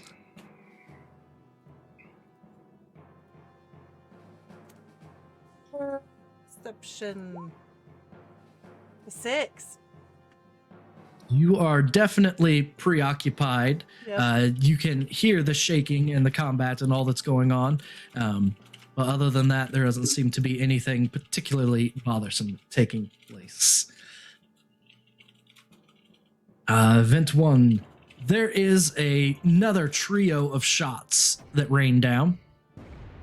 We're going to roll that. 10 is... the room right above Ishkar and Doc Martin begins to shudder and shake as bits of stone start falling from the ceiling as this bombardment landed just right over the top of the room you're in. So I need each of you to take 10 bludgeoning damage as stones fall down upon you. No. Should have trained the spiders. That doesn't happen yet. And it is Mamitu.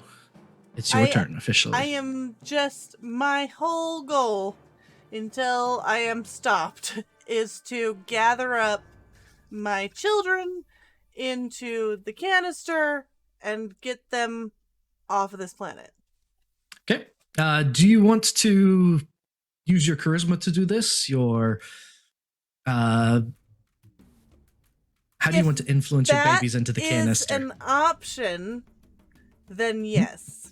You can talk to your baby Goa'uld and give some kind of charisma-based check. Are there pheromones that I can release into the water or something?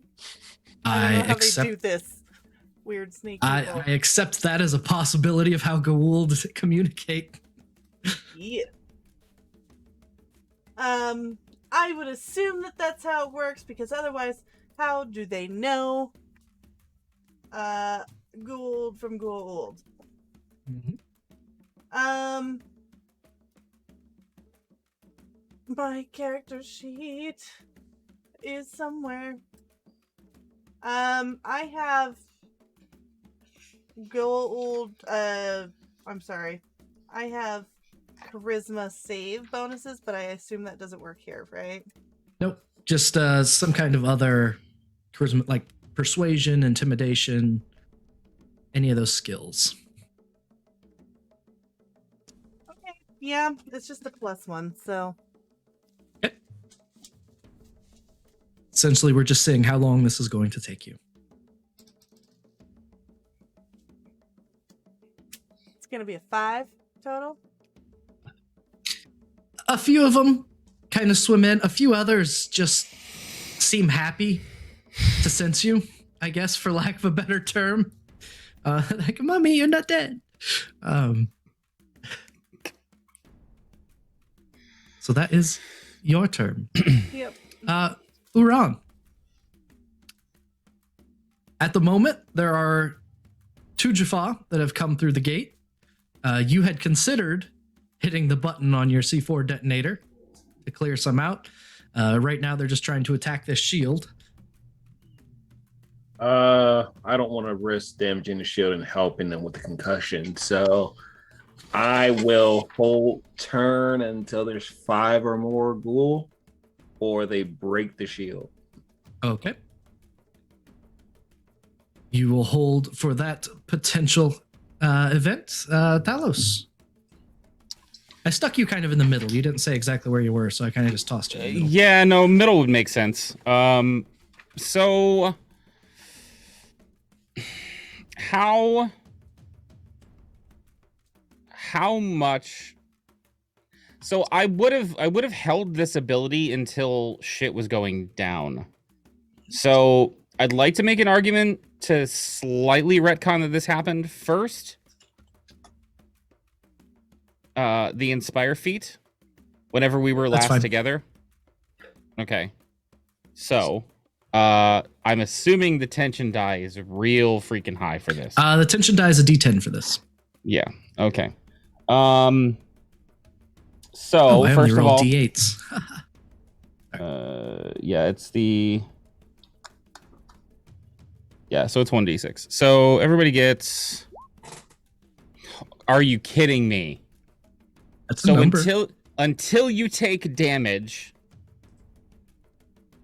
you get advantage on wisdom saves and on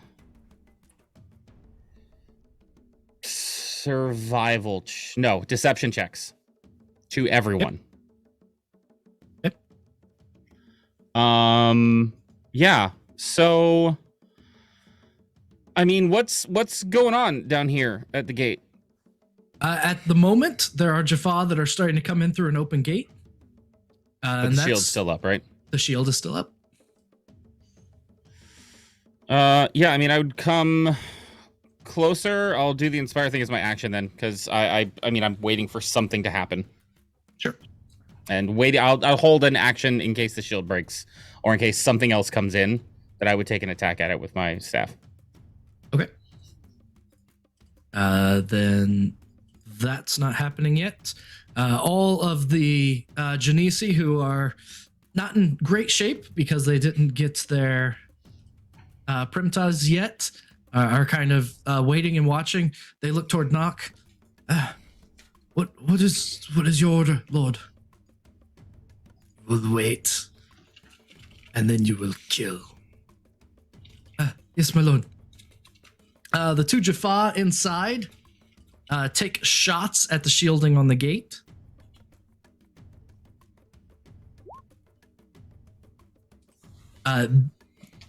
Their Matok staffs open up, split.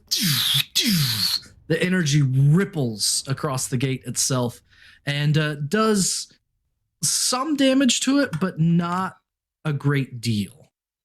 Just not even enough to notice yet. Doc Martin.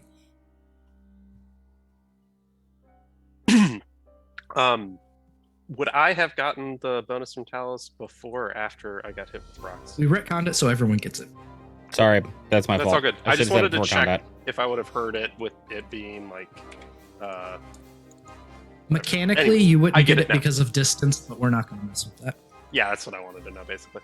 All right, and then the rocks that fell, are they? You said above me. Did you mean like literally above me, or like to the north? of Literally, me the on rock map? above you hit you in the head. Okay, Ow. cool. In that case, I think knowing that stuff's going down, and I'm pretty sure he knows there's an angle he can grab up here. He's going to try and run that way because I think it will be quicker for him. So I'm just going to dash. Nothing too fancy. Sorry that I have you a little bit further away. No, that's all good. It makes sense. I'm bad at using the count tool though, so Ishkar next to you will look your way. I'll prepare the Teltec. Get the others there. And he goes running down the hall. sounds good. There is a hum as the shield repowers itself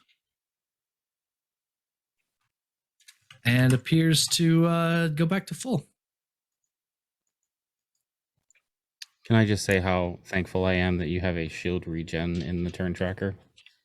Otherwise, I would forget to regen it. What a kind and benevolent GM you are. Well, just wait a few rounds. Let's see what happens. Then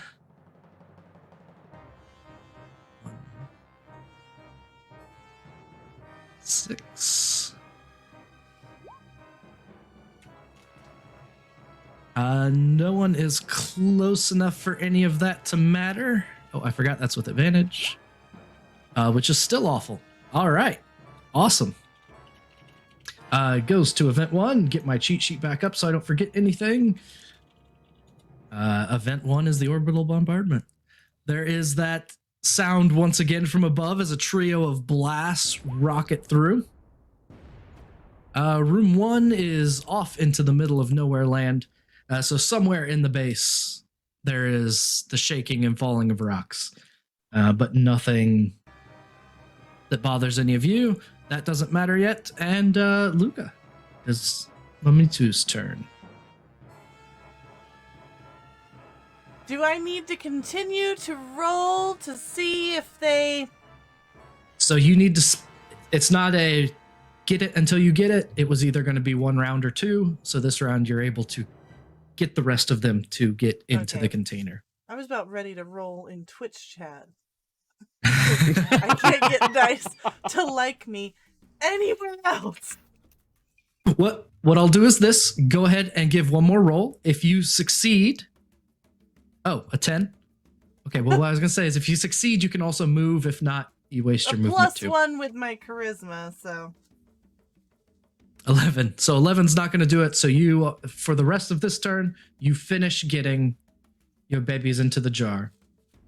And you have a jar of babies. Very good. All right. And it is Uran. It's your turn.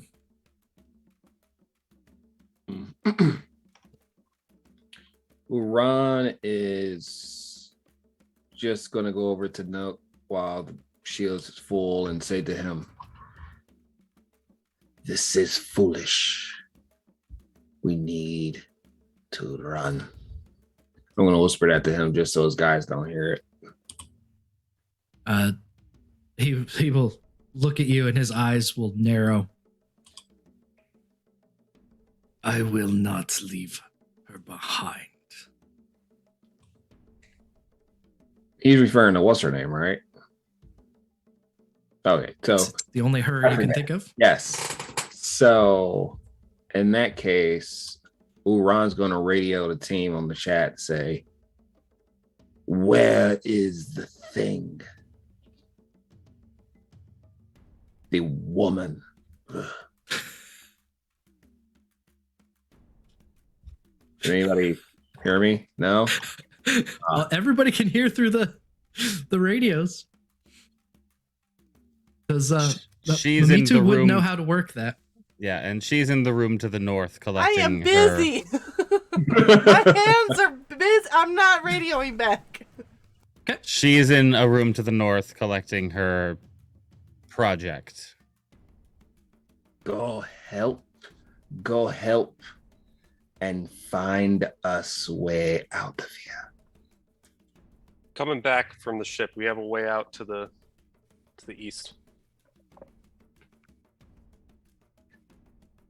I'll relay this to Nuck. Well, he should have a I can- radio too.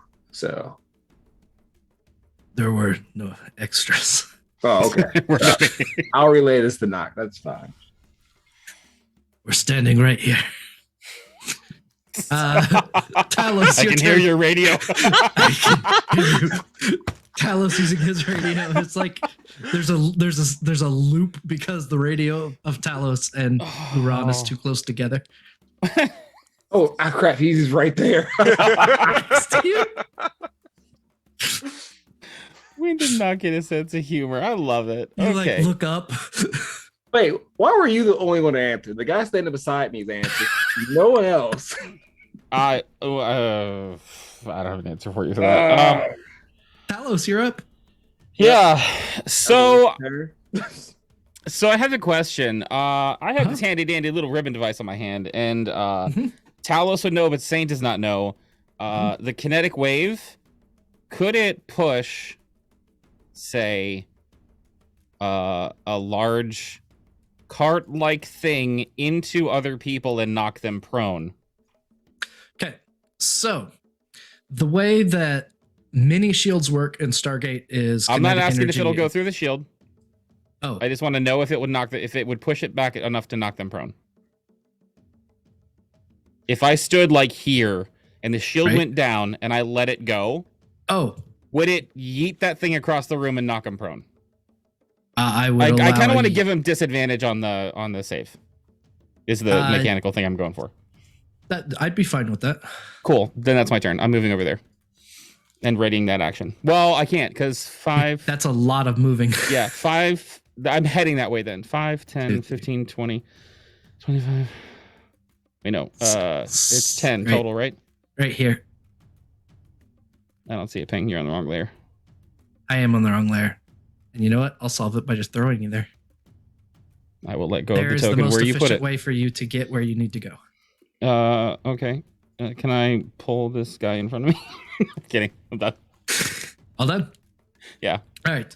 Event 2. I check event 2. I check the turn tracker. Nothing happens.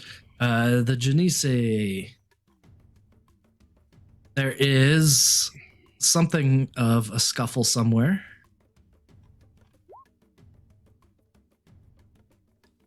How in the heck? Do it, and the other one won't do it. Okay. The Jaffa within. Do another set of blasts right into the side of this. Forgot to add modifiers last time. I'm not going to forget this time, which is some damage is done to the shield as the Matok staffs blast into it. But again, it doesn't seem to be making much progress yet. Doc Martin. All right. The doctor's gonna keep on his plan, and just try and move and see if he can't get like a covering position for everyone. Okay. As you are going, the shield will regen. If I am here, out of curiosity, with my Mhm. sniper skills and scope, can I see into the gate room from this spot? Or am I gonna have big time troubles? Ooh. I hate Yes. to be the one to mention the carts there. So there is so that's on a lower level though. It's Oh shit! I like yeah. this map. It's a pretty map. There's a lot of weird levels. You Yeah. can see these two because they are on an upper level, which is the same level as the DHD. And you're on a yes, you would be able to see them. The for man conflict finally reasons. gets to snipe something. Finally. Well, I did actually take a feat called sniper skills. So yes. yeah, he'll just lay in wait with a shot ready with a scope and kind of just let everyone probably he doesn't know, so he's gonna say, Russo, you need to move with getting my V2 and everything else moving. We got to get out of here now. Doc, I'm gonna say for the fact that we've been going through nothing but hallways, I'm really upset you took a sniper feat. I didn't know it was gonna be hallways. Nothing but hallways. I found the longest corridor I could. Okay.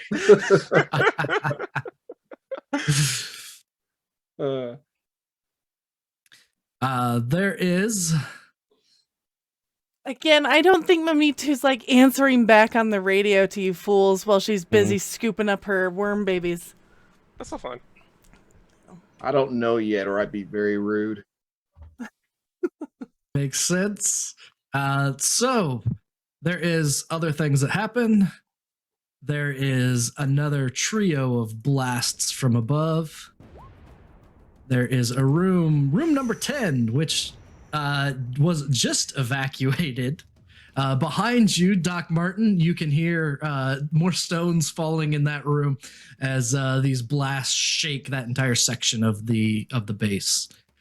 Might want to hurry this up, or exit's gonna get closed. I didn't write that in, but that sounds fun. Okay. I'm glad I offered that to you. Counting how many times that room gets hit now. This is why we need to have a private no GM chat, my dude. But me Should too. have put it in chat, not in. You have a canister of babies. Amir is there with you, along with the two other guards. My queen, do you wish for me to carry them? I will carry them myself. And I am going to start running with one of them in front of me and one of them behind to catch any rocks that may fall. Okay. To have one of them in front of you, you're only going to be able to go like 6. Can one of them not run fast? 6. They go the same speed you do, and you're ahead of them. Oh, how far ahead am I? There. I moved that one as far as I can. Okay. Oh, good lord, it's gonna take forever. Okay. Nope, I'm gonna run. No, I'm gonna run. Okay, that's fine. I'm gonna run. Hopefully the rocks fall behind me. Okay. You start running. Go ahead. Okay. Do you need me to roll something, or I can just You count it out? You can count it out. Okay. Awesome. Are you afraid you're gonna fall? I'm not going to make you roll to drop the babies. That would be so mean. I don't know, man. Give me a he dex was save. like, as long as there's It's a no finale, come on. complications, your plan will go off without a hitch. And it's like, We'll turn this corner. that's an interesting way to phrase that, DM. Yeah, just turn the corner. See, there you go. Turn the corner. As soon as she turns the corner. Okay, my movement is somewhere on 6. my sheet. 6. Okay.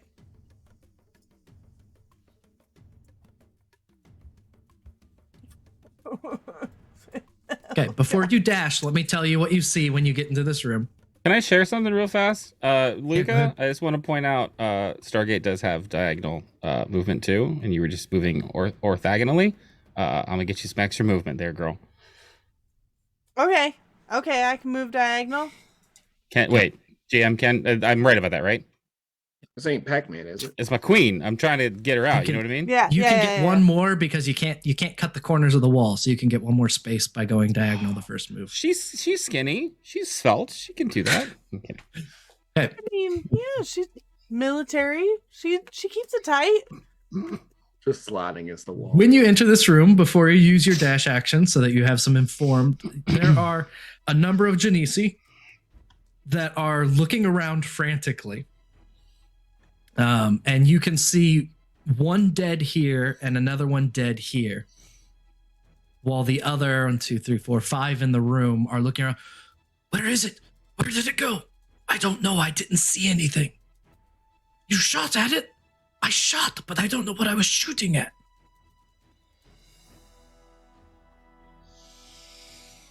It's my dude saying that.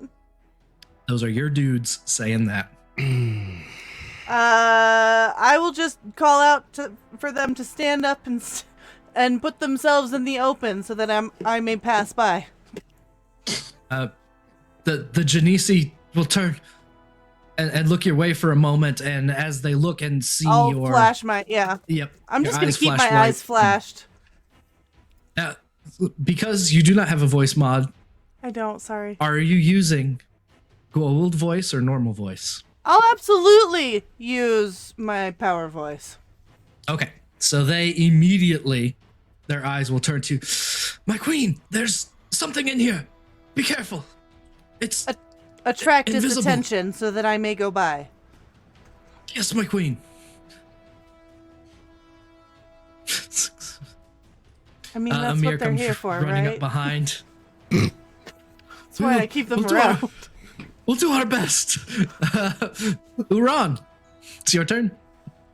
Well, since we're still waiting, Uran's just frustrating. He'll go back over to his turret with his hand on the trigger for his explosives, because there's nothing else to do till fighting starts.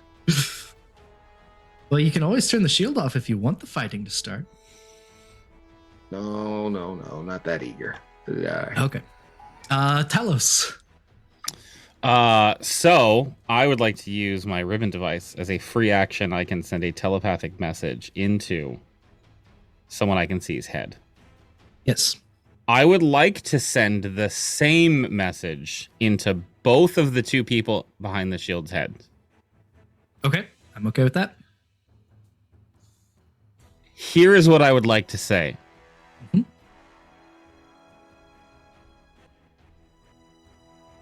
The one who came through the gate with you is actually around. He's been a traitor all along, and you should kill him.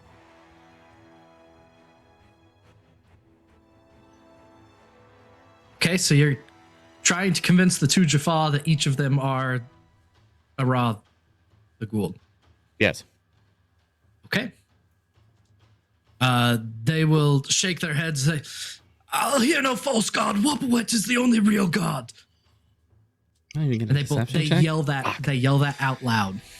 Oh no, you can't deceive them. Just checking. Just trying. Think zealots. Yeah, no, I get it. It's fine. Yep. Not even like an advantage, disadvantage. So that's a free action. Can I? What is my passive perception before I even ask this? Because if it's not that great, it's not going to be. No, I would not have seen that or heard that.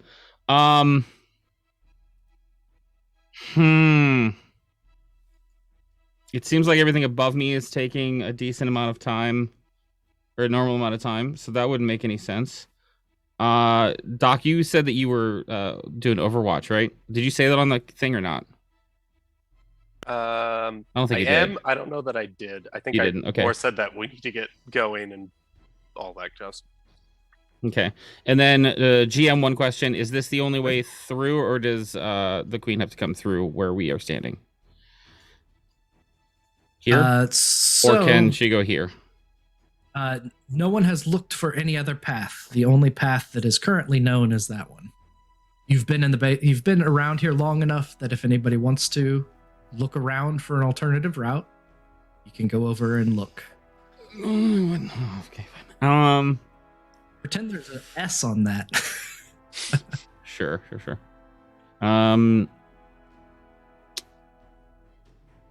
Yeah, well, okay, so the exit's that way. So I would still 1, 2, 3, 4, 5, 6. I'm making my way around. Making my way downtown. And then 1, so 2, 3. I'd go there. This is where the map is cool, but it doesn't show levels very well. So there is a step up right here. Mm-hmm. So in order to not lose movement, you're going to have to go up the stairs. I was 6. here, yes? Yep. One back. To there? 1, 2, 3, 4, 5, 6. 1, 2, 3, 4, 5, 6. Yeah, right there. One above. Okay. Cool. Yep, Cool. that's it. That's my turn. Okay. You casually jog by this gate, and the two Jaffa in there are just basically yelling at you at the way by. You are a false god! A false god! Wepwawet is the true lord!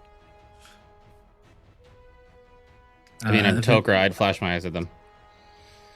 You can, yep, Toker can do that. Hit that. That doesn't happen yet. It is their turn. They were told to find a way to defend their queen. So they're going to say, where was it? It was over there. Get moving. So this one is going to hop down and look around. And get nowhere. This one. Go there. Look around. And get nowhere. All of them, as they're heading over here, they're all going, where are you? You coward! You coward! You dare hide your face! And they all are terrible at this. But to be fair, this is not easy. Yeah. There we go. That's all of them. I'm glad they're there for moral support. There's a couple blasts. Yeah. It's 12. And then Doc Martin, you're up. Okay. All right. Does the shield still looks like it's holding? The shield seems to be holding. So far, it is recharging all of the damage that's being done to it. All right, and I can see Thalos now. But Russo has not responded yet. Right. Do I hear any of that shouting of people looking for something up that way? With the blasts against the shield and everything else going on, I will let you make a perception check, but it's going to be difficult. Difficult, not disadvantage. No, just difficult as in a higher number. Okay, 7. That is insufficient to hear what's going on. Cool, I get a Eureka point. You cannot distinguish what's going on there from the other noises of combat. Purple, when are you gonna level up? It's the finale. No, Eureka points let me re-roll or add advantage or extra dice to them. I'm gonna be better at the next thing I have to do. That's all it means. So, I think with that, if he didn't hear it, yeah, he's gonna kind of just go over his radio again and be like, Russo, we really need to get out as quickly as possible. And I can cover the Stargate from here and hold us. There's a position to the north that should get us through with pretty good cover, and I'll have pretty good line of sight down. I am going to reply, not in go old voice, and say, I am trapped near...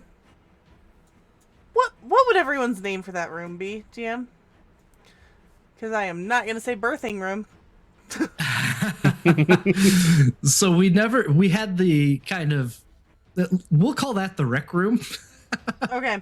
I'm trapped near the rec room. There is something invisible around. All right, we'll see if something must have snuck in. We'll have to see if someone can get back there and help you out. Can you not? Over. It's gonna be a hell of a trek for me. Fine. Can I look for the secret passage? You can see if, basically, there's a tunnel there. You can see if you can figure out how to get the grate off, is what we'll call it. Sure. So give me either engineer. Yeah, give me engineering. That'd be good. I'm going to roll this at advantage thanks to my Eureka point that I got from failing my last check. Natural 20. A natural 20. 28. You're able to wiggle a bit. You grab a screwdriver out of your pouch and just knock both the pins out of the hinges and pull the gate off. And you've got that end of the gate off, and there's one on the far side. And with those both gone, you've got a shorter path. Can I? Does that count as my action opening that up? I assume. That's your action, yes. Okay, so then You that's still have my movement 6 left if you have movement left. I don't think I do because of the corners and stuff. Okay. The shield regens and is back to full. So the shield is holding against 2 Jaffa. Round trackers, round 4. And then, yes, you might be able to see what happens. I'm not sure. No, there's not really good line of sight to that. Yeah. Mamitu, you can hear as there is a yell as another one of the Genesi go down over here. Where is it? Where is it? There we go. Event 1 is the triple blast ringing out from above as another set of orbital bombardment hits, which is room 4, which I think is one of the safe rooms. Yes, no one is in room 4. Can't even find room 4 right now. Where did I put it? 5? Did I skip room 4? Room 4 is we all get healed. Yep. Mm-hmm. Room 4 is... Oh, there it is. Nope, nobody's in room 4. So you're close enough, Mamitu, that you can hear rocks falling in what was the firing range and training room. Event 3, we're not there. Mamitu, you're up.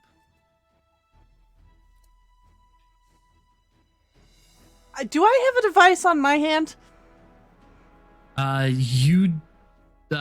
is a device on the hand of the dead, buried in rocks Good. person that the snakes... Mamitu dribbled out wouldn't of. have left that, right? If you wanted to see, they would take an action to get it. Buried in rocks.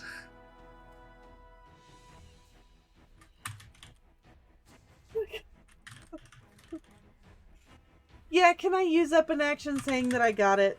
That I picked it up before, like I climbed into the bath to scoop up my babies? Because there's no way she would have left that. She would have a Harakesh, and she also has a personal defense shield.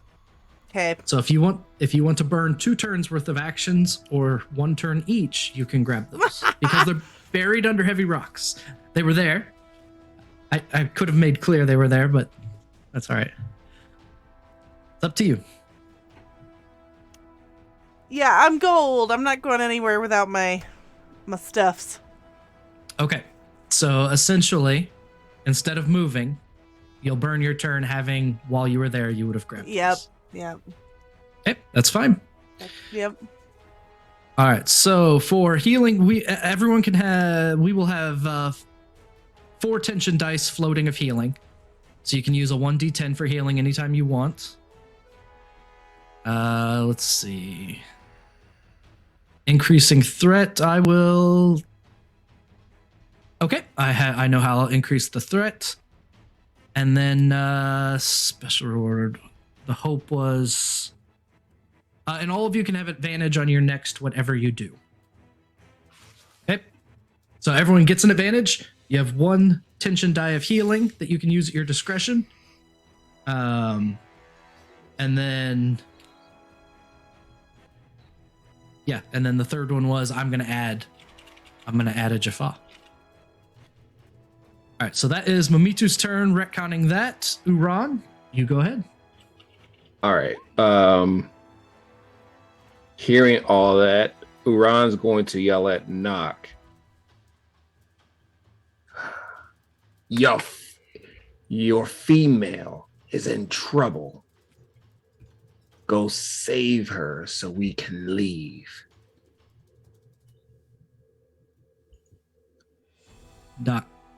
I do not take orders from you. It's not an order. I'm telling you. When I am needed, I will be summoned. I was told to be here. This is where I will be. How can you be summoned if you have no radio?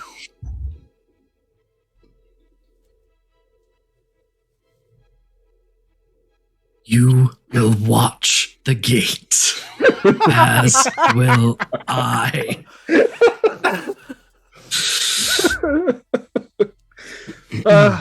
I'm just going harumph. I just stare at the.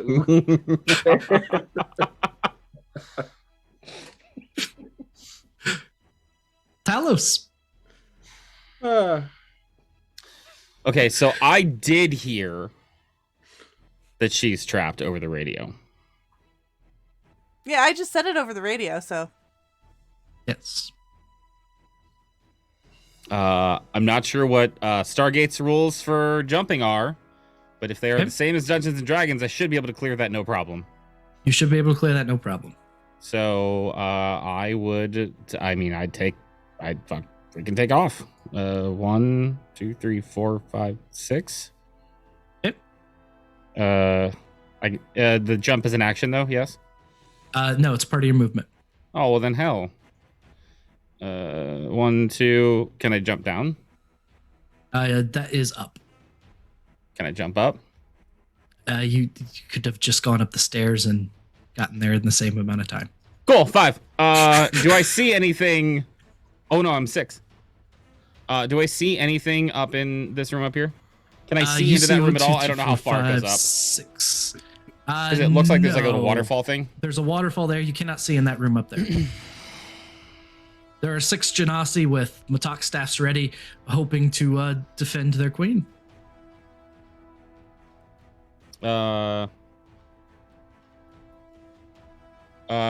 You 3 stay here. You 3 go up to the top and help her.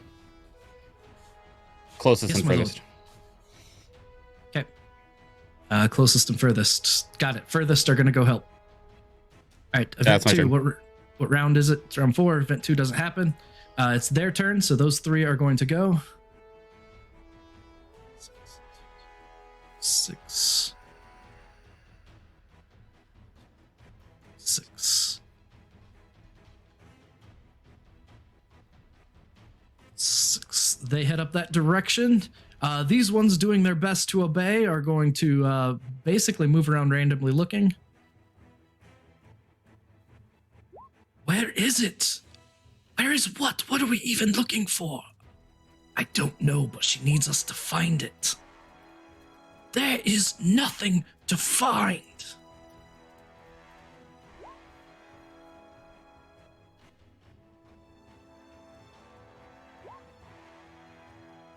Wait. That was 3 rolls. Okay. None of them find what they're looking for. They are staying with you, and as promised, because of the increased danger, another pair of Jaffa are going to come through the gate. Thank you, Mr. Saito. I appreciate your contribution to the cause.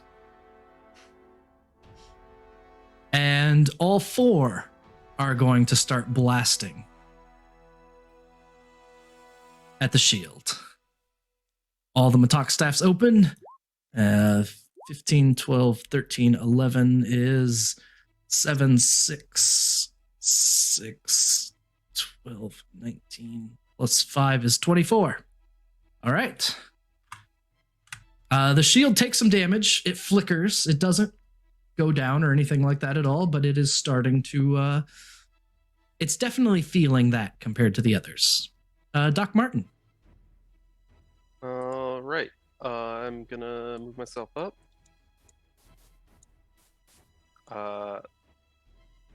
There's another grate at the end of that one too. I thought I counted as getting it with my other action. Do I need to do it again? Yeah, it's 2 actions to open that up. Okay. Yeah, I'll do it again. Sorry, I misunderstood. That's all right.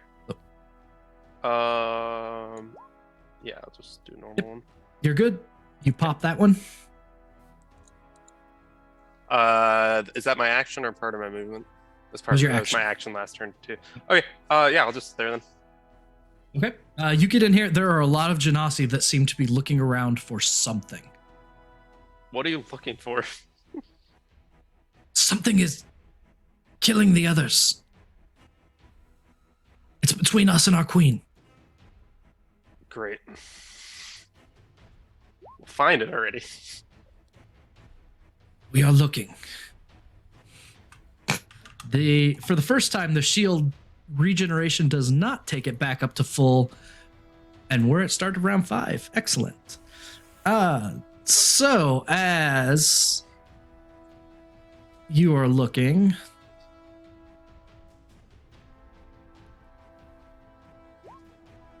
yep, another one of these Genasi drop quite suddenly and unexpectedly.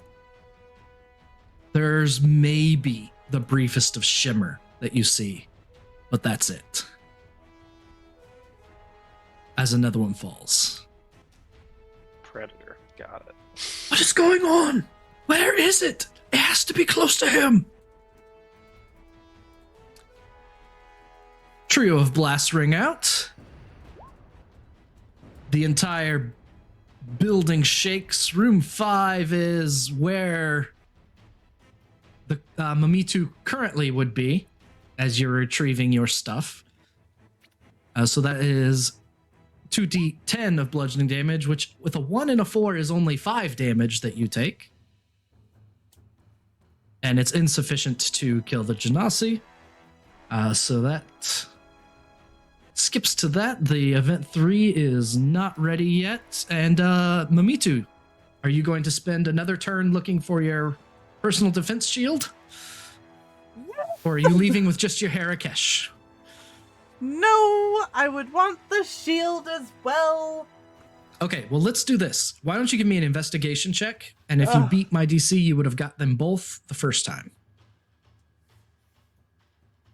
Have it set. Investigation. Oh, come on, Yep. dice. Please be nice to me. I would like to use my advantage. Okay, sounds good. An 18 plus 1. 19. So you can have them both with your other action. Okay. Oh, okay. So at this point, I would like to reach out my hand with my Harakesh and like do that kind of like heat wavy thing. Do you know what I mean? Where I'm basically scanning to see if Okay. I can pop anything weird and shimmery. Okay, the heat wavy thing. Let me see. What can we do with that?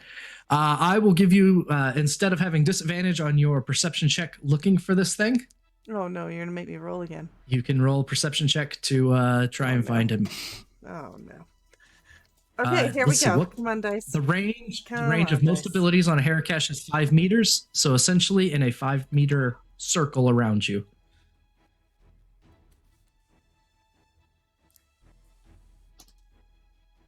A 15 plus. Wait, hold on. My perception is a plus 3. So an 18. You are fairly certain it is not within 5 meters of you in any direction. I'm gonna step forward. Let's go. I am booking it. Okay, you've got your movement left. Yeah. How many do I have? 6? 6, right? Yep. Okay. And then 1, 2, 3, 4. Is this a wall? What am I looking at? Shit, Again, we it's a pretty explained map, this. but it's hard. The steps go up, so that would go up. What am I on? 1, 2, A higher 3, level. 4, 5. Yep. 6. That's Oh, fine. God. It's a rounded, Where am I even rounded going? corner. To the bottom right of the map. Okay. Okay. All good?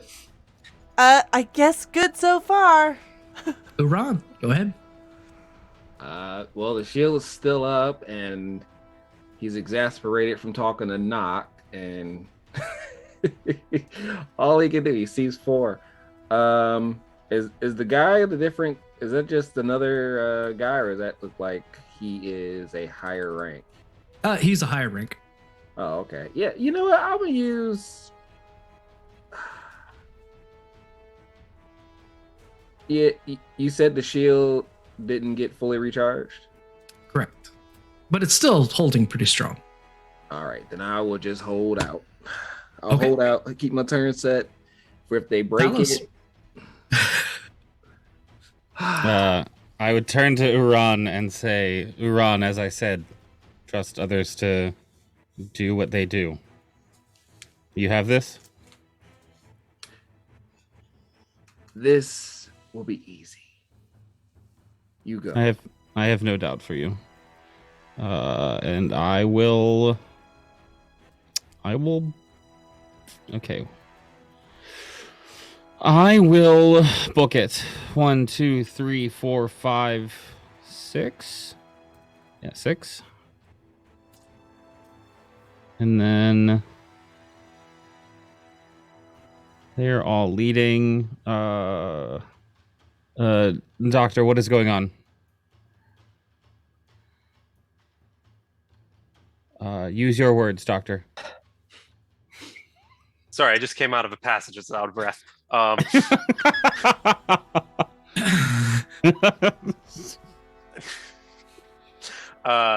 There's something invisible up here taking out the Genasi. Seeing if I can find it. I got a way out to the exit here. Thank you for watching over the exit. Would I, based on the extra information I have an idea of what would be invisible and here? So the Goa'uld use a type of assassin called an Oshrok. Got it. Oshroks are known for being sneaky, stealthy, invisible, and stabbing people in the backs of their skulls. Cool. Super tight. 1, 2, 3, 4. I'm assuming I can't go past them any further than that, so we're going to go right there, and I'm going to make my way downtown. Okay. It is now round 5, so something new happens.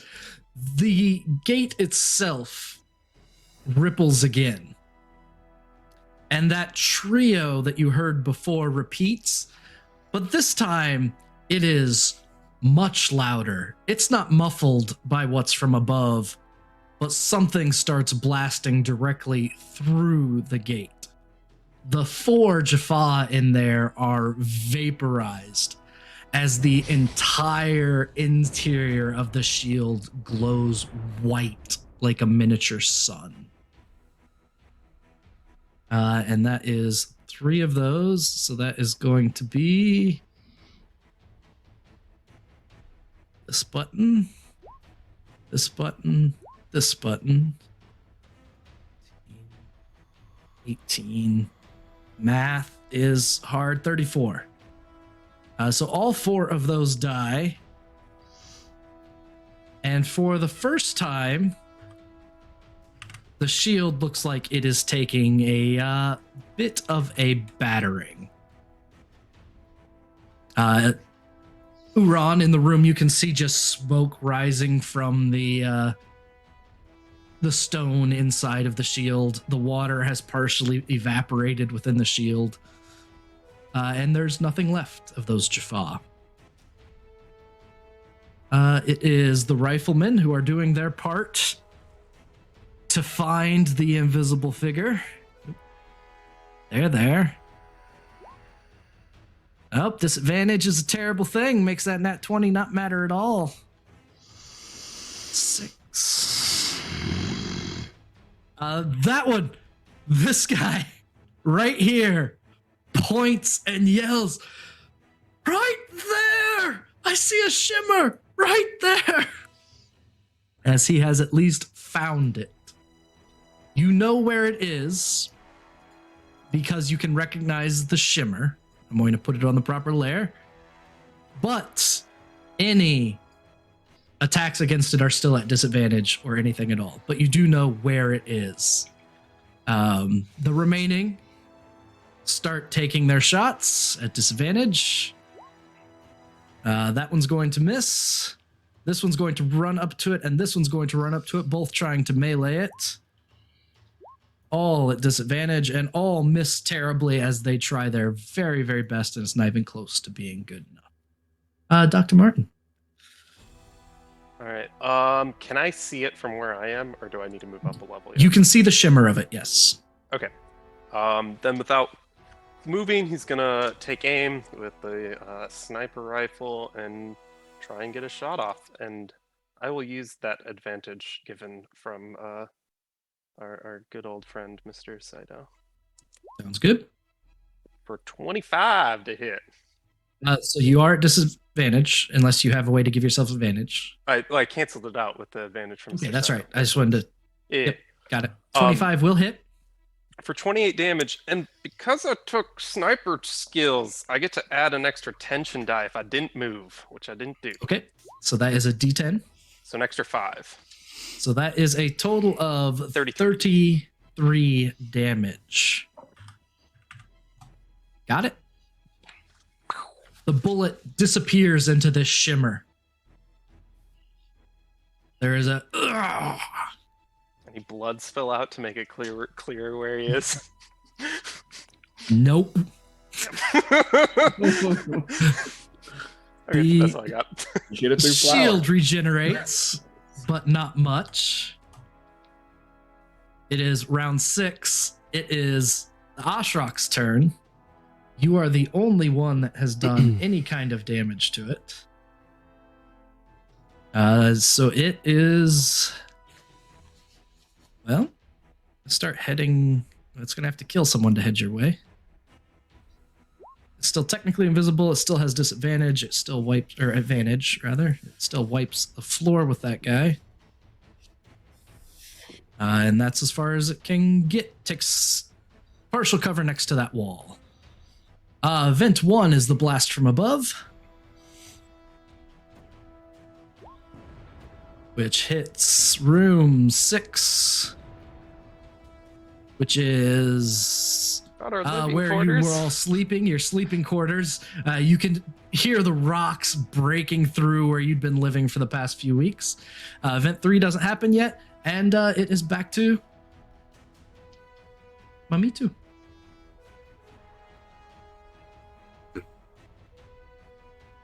Okay, so I know that I need basically where Thalos and Doc Martin are is where I need to be heading. Yes.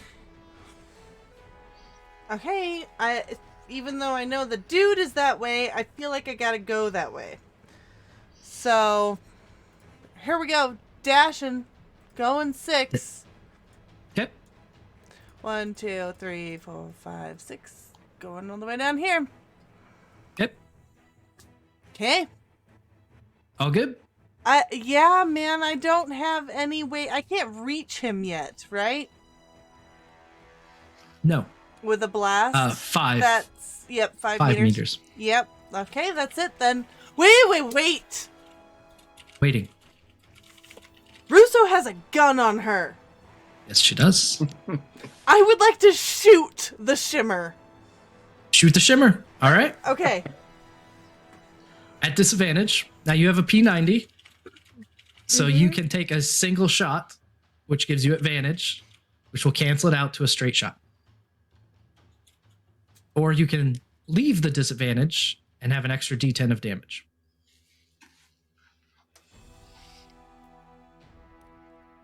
Your choice. You know that a 25 hits. 25. Okay, I cannot. Oh, man. I cannot. Okay. Yeah, I'm not using disadvantage. Ah! Okay. So, single shot. You take careful aim. Pull the trigger. Oh, no. Ricochets off the rock close to the shimmer's head. Yep. Uran.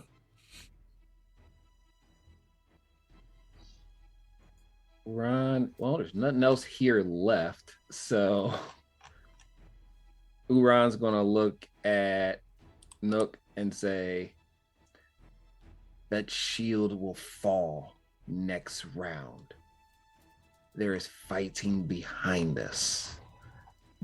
I will go protect your woman.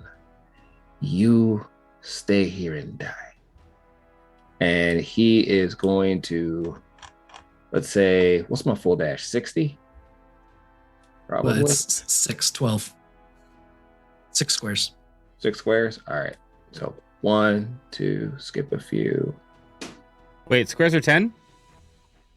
No, sorry. 6 squares is his movement. So it'd be Okay. 12. Oh, okay. That would be. I was like, I've been going way too fast then, and we need to retcon some shit. That's a 12 dash. All good? Yep. All right. Thalos. Uran is running in your direction. Doc Martin's taking shots not too far away from you. So I would like to take this corner for 1. Yep. This corner or that way for 2. Yep. This is an ally, so I can go through them, yes? Yes. So we're gonna say that's 3 on the ally. And I would like to grab the shimmer in front of me. Okay. And I would like to use the Riven Device's torture effect. Okay. Which is not an attack roll, so it should not be a disadvantage. They have to make a wisdom save. Correct. And this is against 6 points of damage. They rolled a 24 for their save. So 3 points of damage. Yes. How are they looking? They are a shimmer. So they're looking like shimmery. Look at shimmery. Yeah. Yep. Because it's a free action, I would like to send that message into his head. Oh, okay.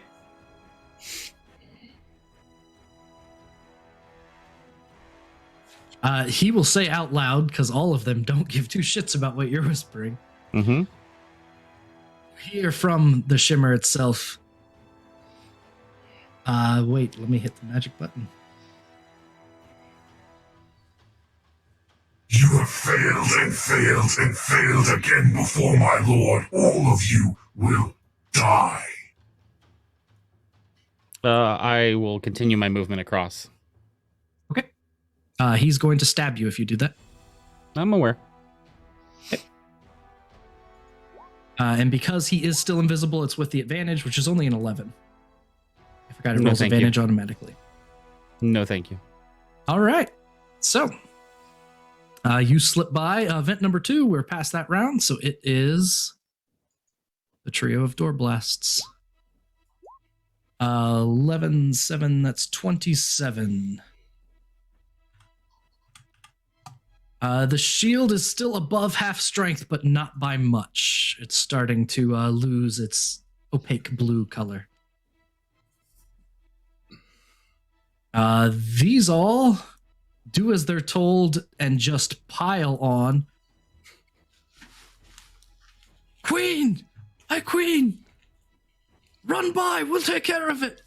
And they all start trying to bash the shimmer with their staves. A 5 will miss, a natural 1 will miss, a natural 1 will miss, a 2 will miss, a 4 will miss. It was 1, 2, 3, 4, 5, one more. 4 will miss. They're all beating at the air and missing terribly. Doc Martin. Cool. Gonna try and shoot into the pile of bodies.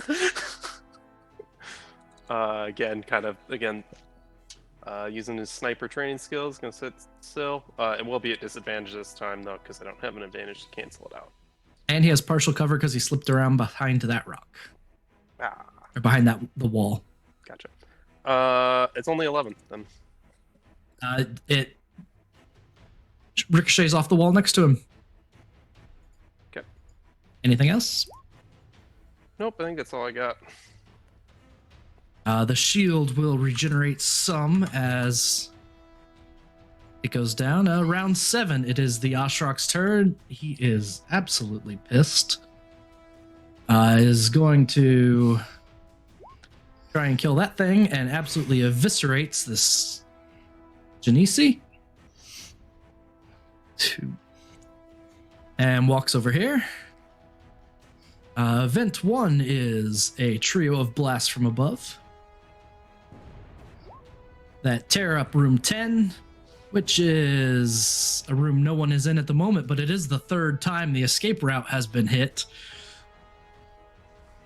Event 3, it's not the right time. Mamitu, you're up.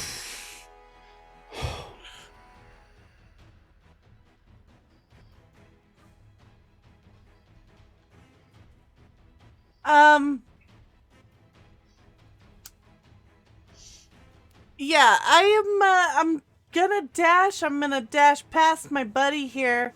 1, 2, 3, 4, 6. So I'm gonna get to the top of the stairs. But I am going to look at my just beautiful servants. DM, I have a question for you. Go ahead. It takes too long. Nope. It would take too long to take effect. Never mind.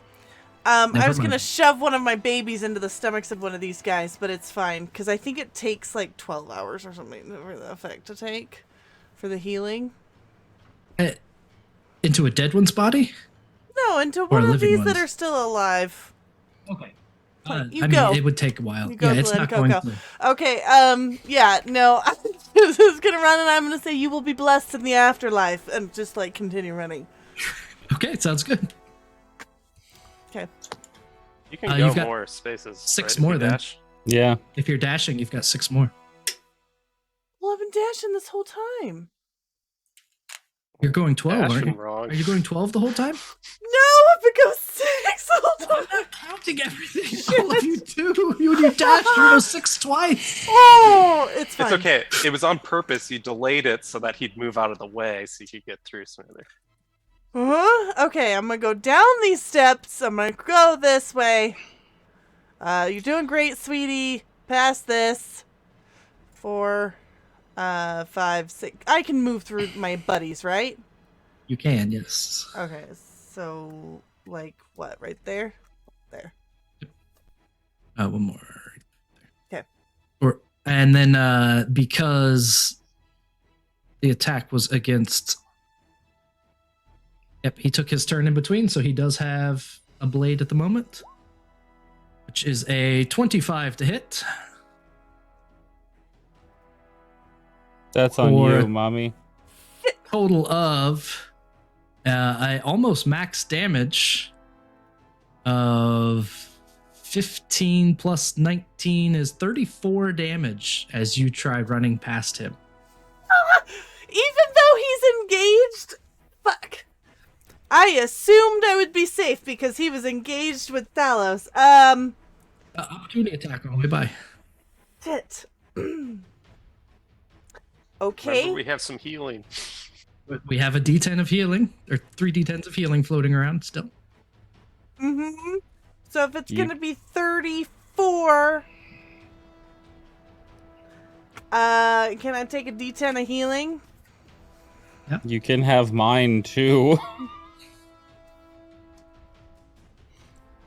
I swear. Oh, that was a D20. It didn't count. It didn't count. Oh my god! Someone roll a D10 for me. Don't let me roll it. Please. I'm roll. not rolling it. I'm not rolling. Yeah. No, Robotic isn't allowed to roll it either. You got 2 7s. 2 7s. Okay, Above so average. 14. So I got 1 point of health. I'm going. Did you ever level up your health? Feel like you did do your health right. No, I've got 21 here. Is that wrong? Definitely. Okay. All right. I'll message you. And Thank you. Yep. All right. Cool. All right.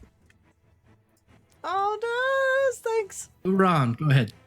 Yeah, when you made that face, I went, I mean, it hurt really bad, but you shouldn't.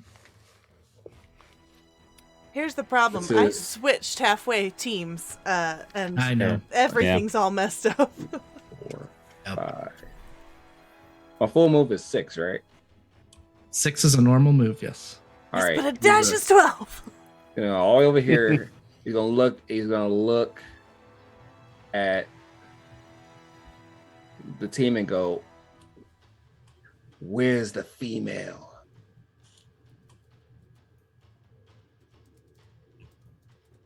Talos is focused on the shimmer right now. You see Russo holding a bucket of worms. Are you talking to me, Uran?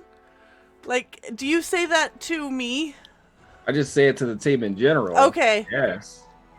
I'm gonna say she is with me Which voice? in the Gould voice. Oh, Uran's just gonna scowl. Yeah.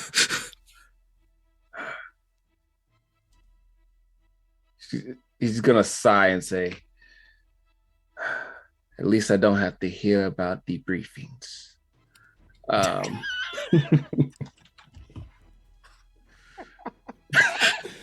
Anything else? Oh, Sorry. I would. Yep. Callbacks.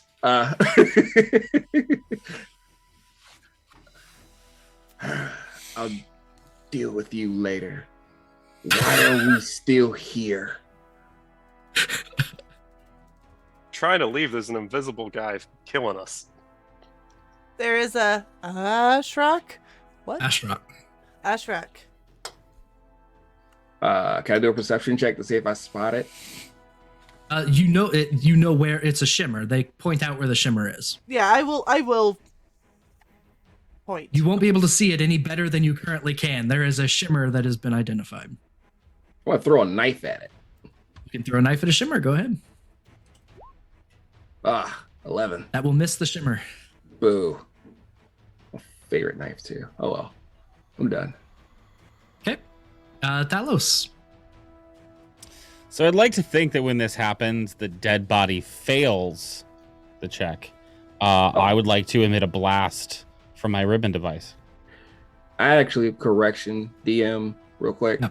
I used the army room, so my attack roll should be 14. 14 Not hit? enough. Ah, all right, never mind. Yeah, so blast kinetic wave from my ribbon device on my hand.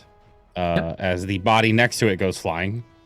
Yep. I would like to send this guy into the drink Okay. that in my head is still pee. Okay. Because it's yellow. It is a dex save, I believe. It is a deck save. Make sure I get the right one. Dexterity. Ew. A 10's a failure. It is, because my DC is 16. Even if it wasn't a failure, he still gets yeeted half the distance. So it's 5 meters back and prone. Okay. You knock the shimmer Or no, into the water. 3 meters, sorry. My charisma modifier. Okay. Is 1 it- meter. 1 meter. He gets knocked back 1 and is prone. Okay. Sounds good. Okay. So That's it. Lukalock, since your hit points are correct, if you did not want to use that 2 tension die healing, That number was with the 2 detention tie healing added in anyways. okay, that's fine. So- Okay. Nope, just making sure. All right, you knock the shimmer into the water, and that's anything else? I forgot 2 important things the last 2 turns. I mean, 5, 10, or 1, 2, 3, 4, 5. I would go there, and I would say to Uran, lead the way. Go where? I will point to Dr. Martin, who has previously on the comms suggested he knows a way out. I'll lead the way.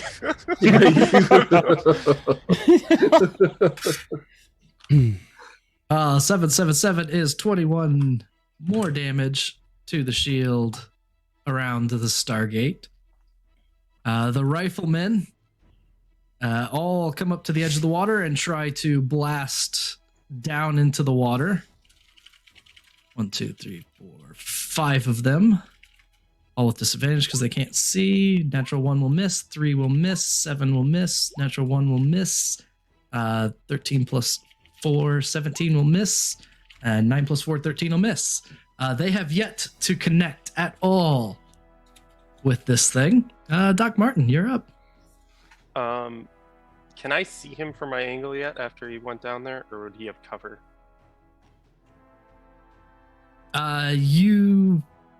He would have cover right there. Yep. Because he's basically in the water under a part of the edge. All right, let's go. If I'm not gonna be able to take that shot, yeah.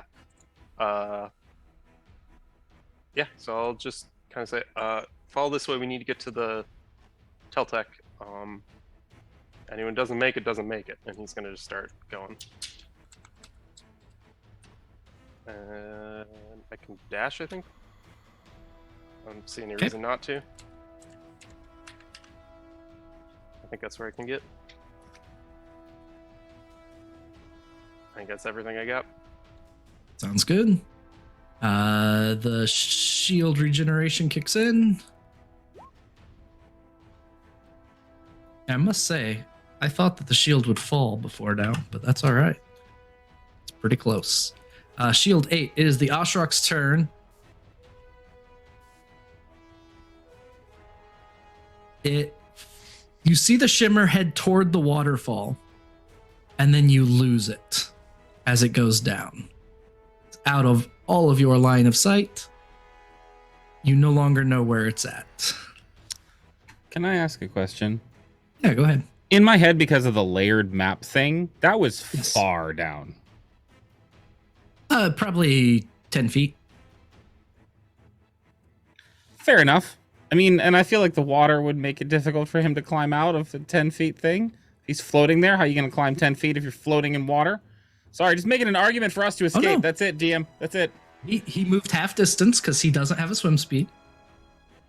Saying the so climb out of it. That's what I'm concerned about. It's the climb out I'm concerned about. He went down the waterfall. I'm aware. Okay. So he's I'm in just the saying water eventually. the waterfall. I'm just saying eventually when he comes out.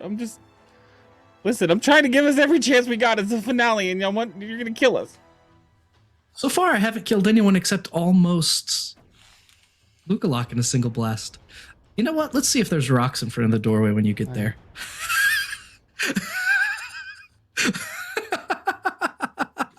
So there's one Event y'all can blame on 3. me. What round are we in? Round 8. Event 3 doesn't happen that yet. one's on me. But me too. It's your turn. Okay, I am going to look back at my surviving buddies and say to your queen, hope that they group up around me and have my back for many stabby stabs. And then I'm just gonna book it 12 down here. Okay. Uran. Just simply follow. Okay. And I'm gonna say to her, "You're not staying in there."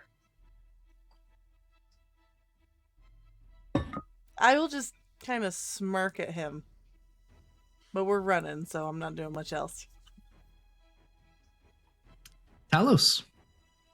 I will also run. So far, that's 12. Okay. Event 2 is the trio of blasts within the Stargate.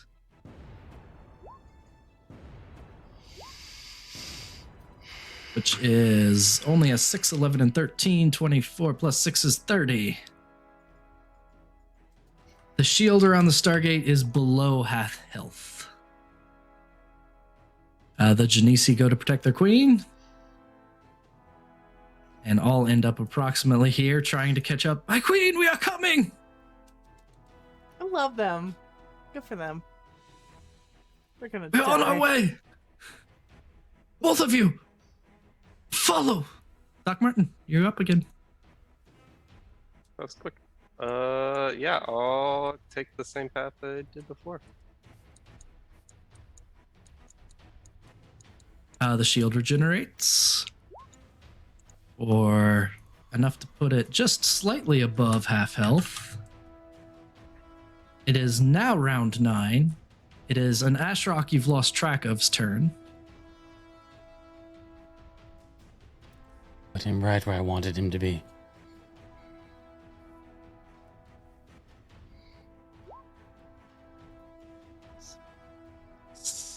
Exactly enough.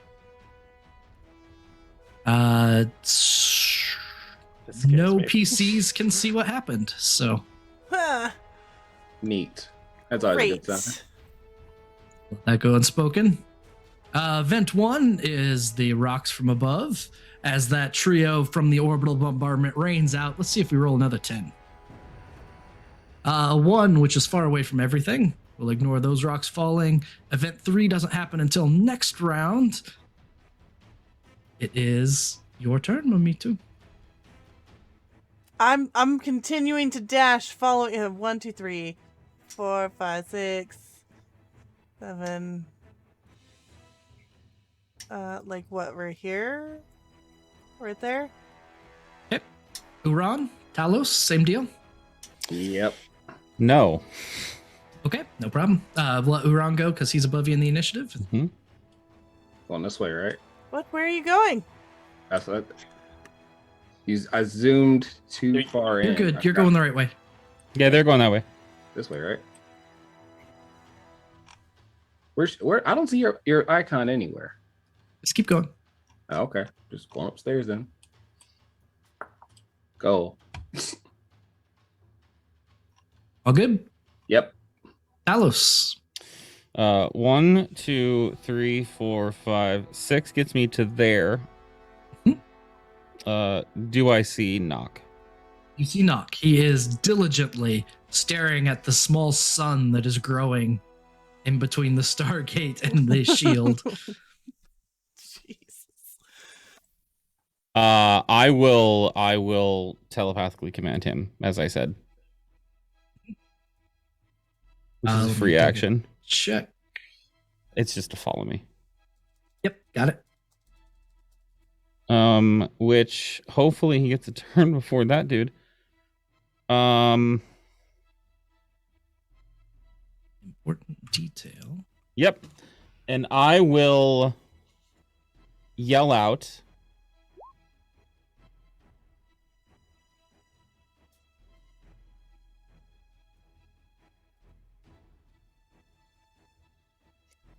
Hello, little rat. Are you there?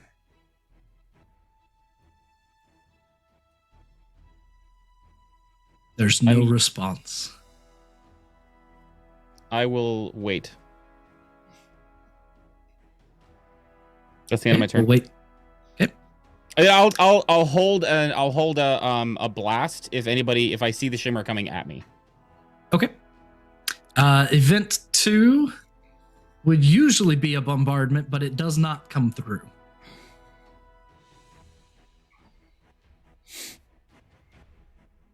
The riflemen follow their queen.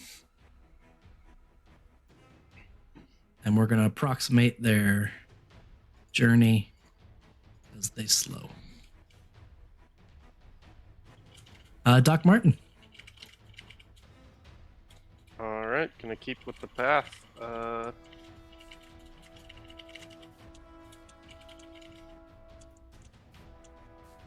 Can get to the door. As you get to the door, there is a growing pile of rocks. Okay. 9 health to the shield. It's not impassable yet, but it's getting pretty close. Round 10. All right. Everything's in full effect. So, first comes around here.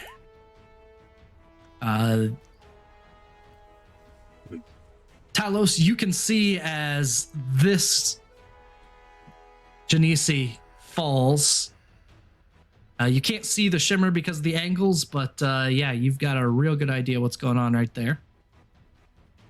Vent 1, there is no bombardment.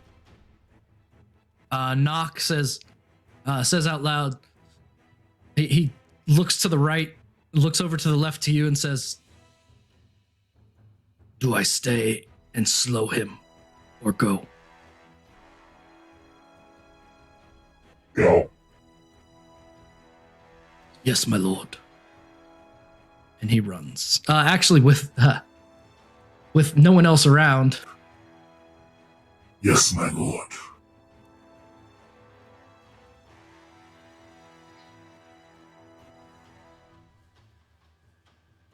Event 3 on 10, the shape of Wepwawet's face returns within the shield of the gate. It turns, appears to be surveying the room, but you know that it's mostly just an illusion. And his voice echoes out. One of you knows. Speak.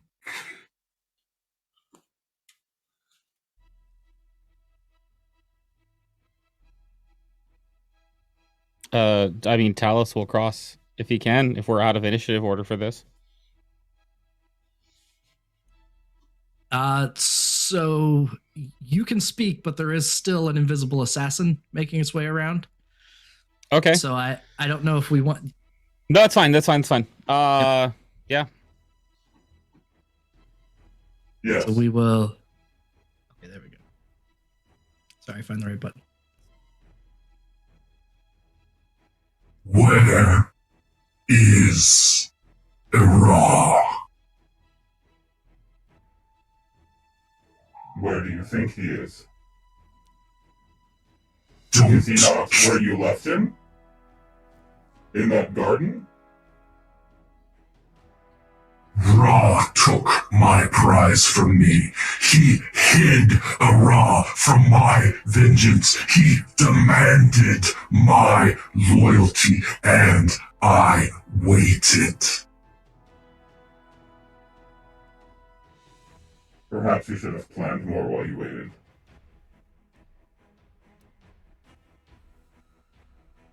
I will have your head. It is funny to me, old friend. I prepared for everything. I had thousands of years staring at the floor to plan this. And the one thing I didn't prepare for that you surprised me with was just how many mistakes you would make.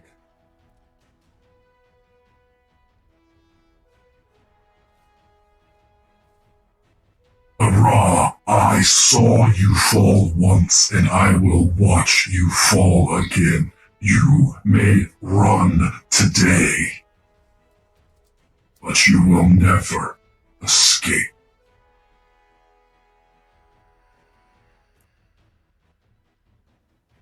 It's funny that you think that this wasn't part of my plan.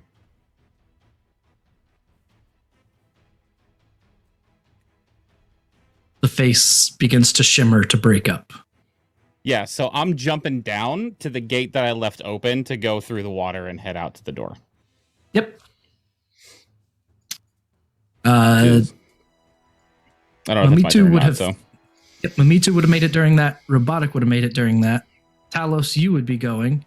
And yeah, everyone else would run for the hall. There's an ash rack on your tail, but you don't think it will catch up to you. You flee to the Teltech with its engines running and ready. Ishkar already in place, the ZPM already hooked up to the hyperdrive. The door opens, Ishkar standing at the top.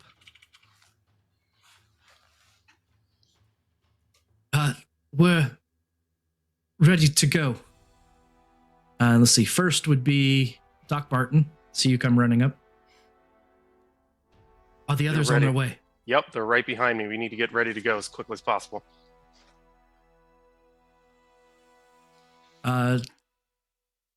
Mamitu, you would come next. Ishkar would not yet know. Hurry up! And he would see the canister in your hand. Take care. My eyes are like permanently flashed, I feel like. So Okay, so as soon as he sees that flash, my queen, he steps aside, gives you a hand to help you into the Teltec. There's an Ashrak about. I will tell him. We will leave with haste. If I only had more time, maybe we could have found something to help. Thalos, you would be next. Or no, you stood to talk. I stood to talk. So it would be Uran would be next. Or Uran and then Knock, yeah. Uran's gonna run in, hop in the pilot seat, and start takeoff procedures. Okay. Knock would be right behind. And as Knock arrives, he would look up to Ishkar, and as he passes by, All will be as it should be. Azir. And then behind is Talos, running toward the Teltec's ramp. And all of my minions, of course. Oh yes, the minions are back there too. There's this wave of minions so there were 5 of them that got out, which I'm gonna have. I need to write that down somewhere. 5 OG minions. I'm gonna put it in here. So proud of them. They're getting the and best then babies put in them. The 5 get there, and we establish there's room for 8 in the Teltec. There's how many do we have? 6 named people. NPCs plus you is 1, 2, 3, 4, 5, 6. Amir's there with you too. I forgot to have him follow. There's no way he's not with you. So Amir, of all going on, I forgot to have Amir follow. So you have you 4, Ishkar, Amir, Knock, and I guess you only have room for 1. I will look at my minions and say, just went for. choose which one of you is the strongest and can follow me, and which ones get their blessings of the afterlife now. And then I will just take my seat on the Celtic. Perfect.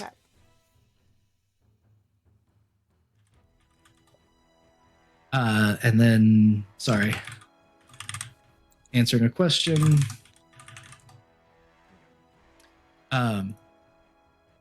The 5 look to each other.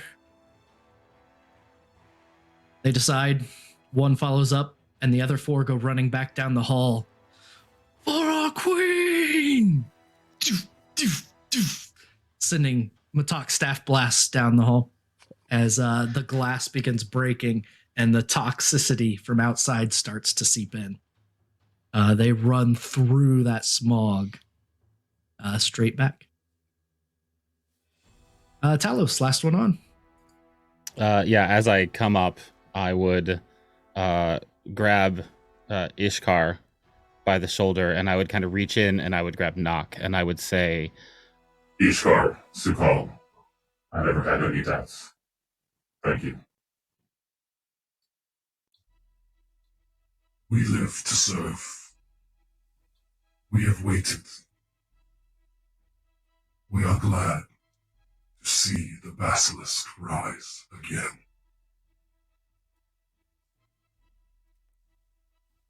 Ron's gonna take off while you guys are talking. And as you guys get high up, he's gonna set off all the explosives that he left inside. yes. Yep. And there's a bit of turbulence too, so I hope you're all strapped in. I love the John Woo exit. Yeah. The Teltec rises. The mothership begins to turn to intercept. Death gliders pour out of the bays to come towards you. The ZPM begins to purr. The hyperdrive locks in. And you ate 1 poor nameless sap and the rest of you shoot into the dark of space. Any closing thoughts that each of you are having as the ship enters hyperspace, flying away to who knows what and who knows where, that you'd like to share?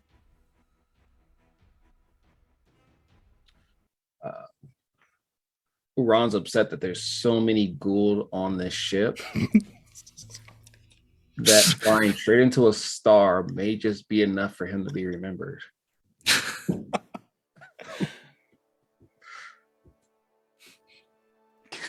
As I think the only other non-Gould Jaffa. Everybody's a I don't Gould. care. It's like you're in here by yourself. Everybody's a Gould. Like, what the hell? I do not like this plot twist. This is like I would turn to Doc Martin and say, I will make good on my promise. I know you will. I want to see it happen, though. I assume you'd be part of it. Then let's get started. Mamitu will sit back in her seat, holding her canister, attended by her most loyal minion, and just, like, make eye contact with Thalos and a little smirk at their success.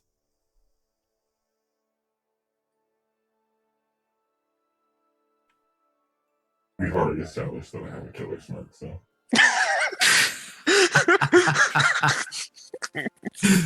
A dirty smirk, I believe it was. Yeah. All of you disappear for who knows what happens next, and who knows what mess will be left behind by that for Phoenix to try and clean up. Thank you for joining us in this 6-episode series, Stargate Basilisk, a bit of a origin story of the Gould Lord Ara and his rescued queen, Mamitu, and all who would attend the Basilisk's rise.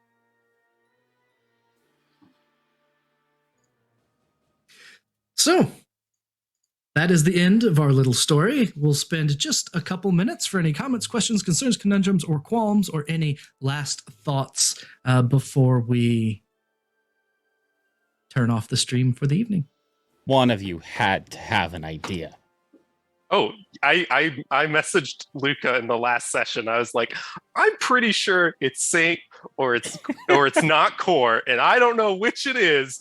I'm pretty sure it's Saint though, and then, which is why I wanted to have the conversation. Yeah. I messaged you. I wanted to have a conversation with you because it's like you knew information no one else would have. That's not a thing. So clearly, I was like, immediately, I was like, he's in charge. It's got to be. And then I had the weird thing of like, man, wouldn't it be HP though to make not Core the Gould in charge of it all, pretending to send messages? I was like 50-50 between you and not Core for a while there. And then turns out he was also Gould. So I was like, I mean, I was kind of right. He wasn't always. No, not Core was not always a Gould.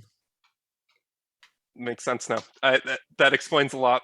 I was wondering why you never mentioned bringing back that the Gould we found. I don't know where that went to.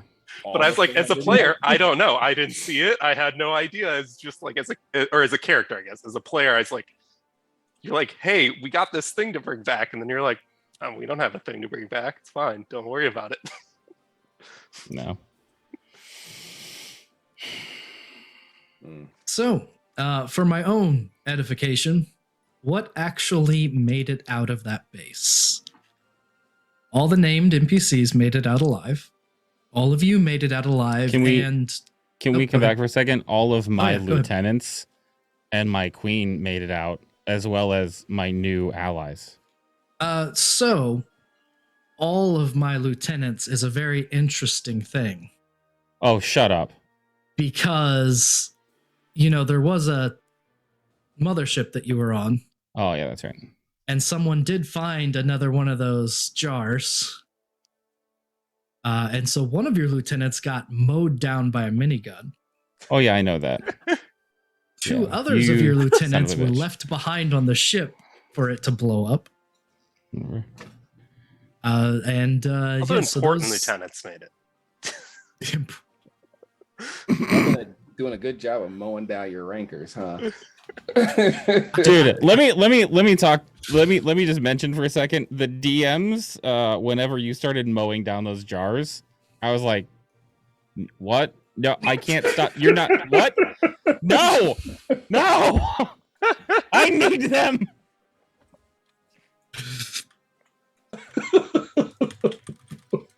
No, periodically someone would do something, and Saint would just shoot me a DM going, "Damn it!"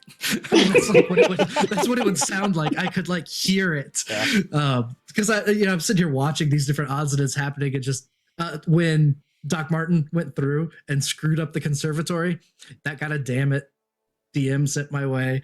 Really? When, yeah, How it did did. how did that cause problems? I'm curious. Which one was the conservatory again? I The went back. conservatory, Went back to the place that we had already left. One with the the one where the monkey. time crystal was. He went back to where the monkeys were. I don't remember why. I don't know either. Oh, I think it's because I thought you were gonna sabotage it in some way.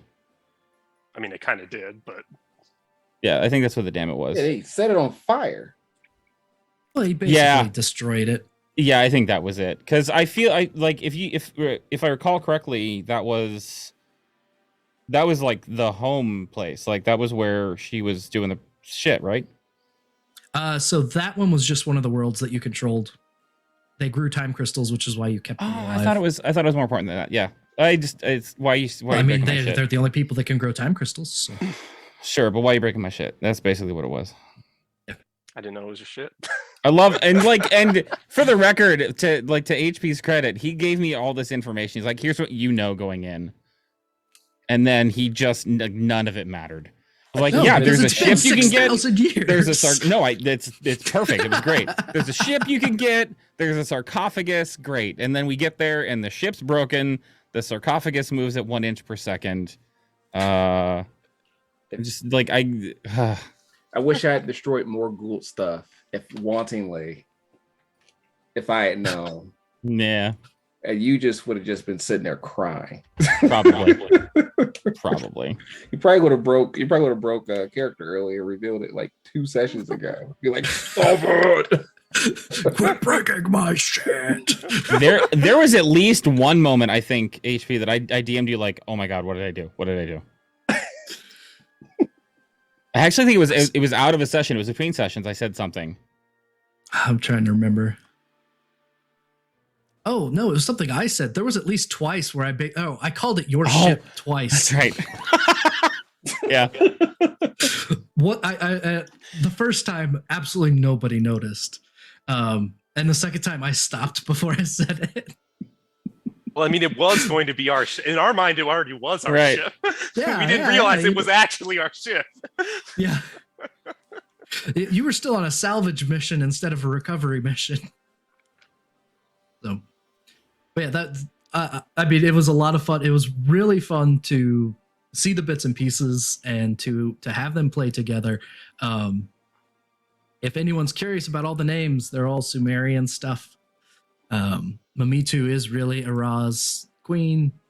Ishkur is the god of lightning, and Sukal is actually the word that means advisor, because the name of Ara's advisor is Ushun, and I didn't have Ishkar and Ushun at the same time, but it ended up Yeah. it wouldn't have mattered because not Kor's cool name Sukal was only used once.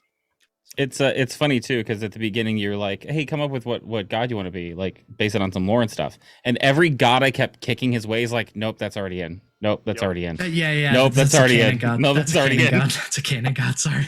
And then I found Ara, and like he's a god of war. He's a god of pestilence. He's a god of like look him up. He's perfect for the story that you were telling. Like it was just spot on. I guarantee that the only reason a Ra is not a canon god in Stargate is because it sounds too much like Ra. Probably, yeah. Yep. Because they use other Sumerian gods. Yeah. Well, 3 more minutes before we pull the plug on this shindig. Anything else anyone want to bring up? Things that went well, things that went not so well? All are open. No, I enjoyed the shenanigans. I love it. I I loved just it. love that. Like, I'm sad for Russo, but like someone getting made a host was just very on brand for the source material. I was very excited about it. Is that planned And for that- you from the start or no? Not from the start. From the start, I was always gonna switch to Basilisk. And the reason why wasn't always very clear. And then Russo saw, despite his attempt to sleight of hand, Thalos pull that Harakesh and pocket it, and she was like, so that was an easy, yeah, she's switching over. But no, I had no intention from the start for her to end up as Mamito, and then it was just kind of, hey. Yeah, I mean, we kind of kicked the idea around because HP kept mentioning, like, every time we would find somebody from my past, like, okay, well, who's the host going to be? And Oh, like, yeah, most of the people in the past were in jars. yeah, so like, I wasn't gonna take, like, I wasn't gonna try to take agency from either one of you two, and I knew that Luca was at least in on what was going on. So I was like, hey, do you like? Is this a story that you want to tell? Because it's an option if you want it. Like, I'm not pressuring it on you at all, but if you want this to be a thing, and then we just kind of worked it out, and it ended up being a pretty cool story. Can I tell them? Can I tell them go the ahead. market plan we had too? Yeah. Like during the session? So if I would have gone down, the whole point would have been that Era was trying to save her and make her the new system lord. Gotcha. Leave me a single mother, widowed. Yeah. Out in the cold. 28 babies. Wow. Rip Artist in chat wants to know about your contacts. Where you got 'em. Yeah, I can turn this off. want to say the website was actually just like coloredcontacts.com or something like that. But I wear prescription contacts, so I had to make sure I found contacts that have prescription, which was the real challenge, because you can get colored contacts pretty easily, but getting them prescription is the hard part. But I Can't think stack it was those. coloredcontacts.com or something like that. Yeah. They were on sale. They have sales a lot. Yes, there were 28 Genesi that made it back, so there's approximately 28 gold in a jar. I think that's pretty much it for us. I mean, we had a blast. I had a lot of fun. Thank you, excellent players. We went into this session knowing it was going to be pretty open-ended. I had no specific escape or conclusion in mind. I didn't know who would live, who would die. I thought that the gate shield would drop faster, but hey, it worked out just fine not dropping. Worked pretty good as tension anyway. Yeah, that's it for us. We're going to do our outros, and we will see what Phoenix has to say in 3 days. So working around in the same order as the intros, Lukalock, why don't you tell us who you are, where to find you, all those good things. Hi, I am Lukalock. I am a game master, sometimes player, and also design coordinator for TPK Roleplay. You can find me everywhere as Lukalock. But I'm mostly found either here on TPK Roleplay or sometimes over on Saint's channel, Nat20.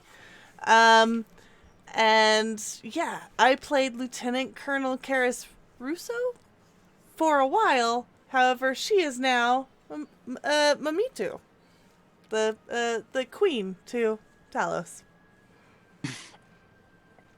Rip Russo. Rip Russo. Continuing around to Purplefill.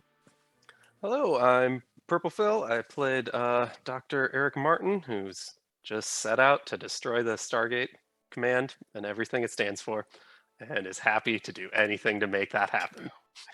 And he's got a friend who can make it happen. So he's excited. Where will you see me next? I don't actually have anything on the schedule yet for certain, but keep tuned to TPK and the Twitter, because there's an announcement coming out very, very soon of the next thing that I will be doing, and it is big and exciting, and I'm excited for it. So with that, I will leave it off down to DMF Saint, though. Hey, that's me. I'm DMF Saint. You can find me on Twitch and Twitter at DMF Saint, as well as running things over on Nat20. Today I played Talos. He is Tok'ra. He's kind of a diplomat, but also Ira, the winged serpent. You can find me. Am I in? I don't think I'm in anything else on TPK right now. I'm not. So over on Neon Lights Roleplay, I'm in a bi-weekly campaign called After the End that is deep, heavy, and emotional. It is based on the Outlander system. It's a lot of fun. The next session of that will be the 29th of this month. I'm also running a precursor to a new hardcore reimagining of Curse of Strahd. Called Last Time Around. The next session of that is tomorrow night on Nat20 at 8 p.m. They are currently in a town called Lud looking for a black box, and one of them has just stumbled into a carnival. Some of you will be concerned for that. We also have Morningstar Company Incorporated every Sunday, and there's an episode of Smash Cut coming up on Nat20 on the 20... Can't remember. Cool. 27th, that one. Yep, cool. Awesome. That's it. We're going to go to RoboticGentleman. Hi, I'm Robotic. I'll keep it brief. I had the wonderful opportunity to play Uran the Unas, our scout here in our Basilisk team. Probably the only person who wasn't possessed. This is actually my last game of TPK this year. I am taking a break and probably till mid-January or whenever anyone else invites me sometime at that period. Aside from that, I believe first Thursday of January we're playing with 1 in 20 again on the We Out Here stream. You go 1 in 20 on YouTube to find that. Aside from that, I'm going to rest and I will leave it with the wonderful Lukalock. Did I pronounce it right? No, it will go to me because Lukalock went first. Oh yeah, it did. I'm sorry, going around. I'll leave it to our wonderful DM then. I am the Last Hit Point Hero. You can find me in 3 days seeing what Phoenix has to say about what has taken place here. After that, I am an Oathsworn every other Tuesday, which isn't next Tuesday, but the Tuesday after. Fantastic, lots of fun campaign. I love being a player. And I think that is it for the announced and foreseeable future.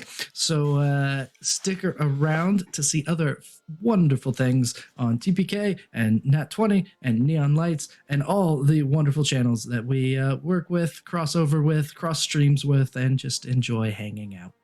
Until we meet again, there's just one thing. Be good. Come on. No. No.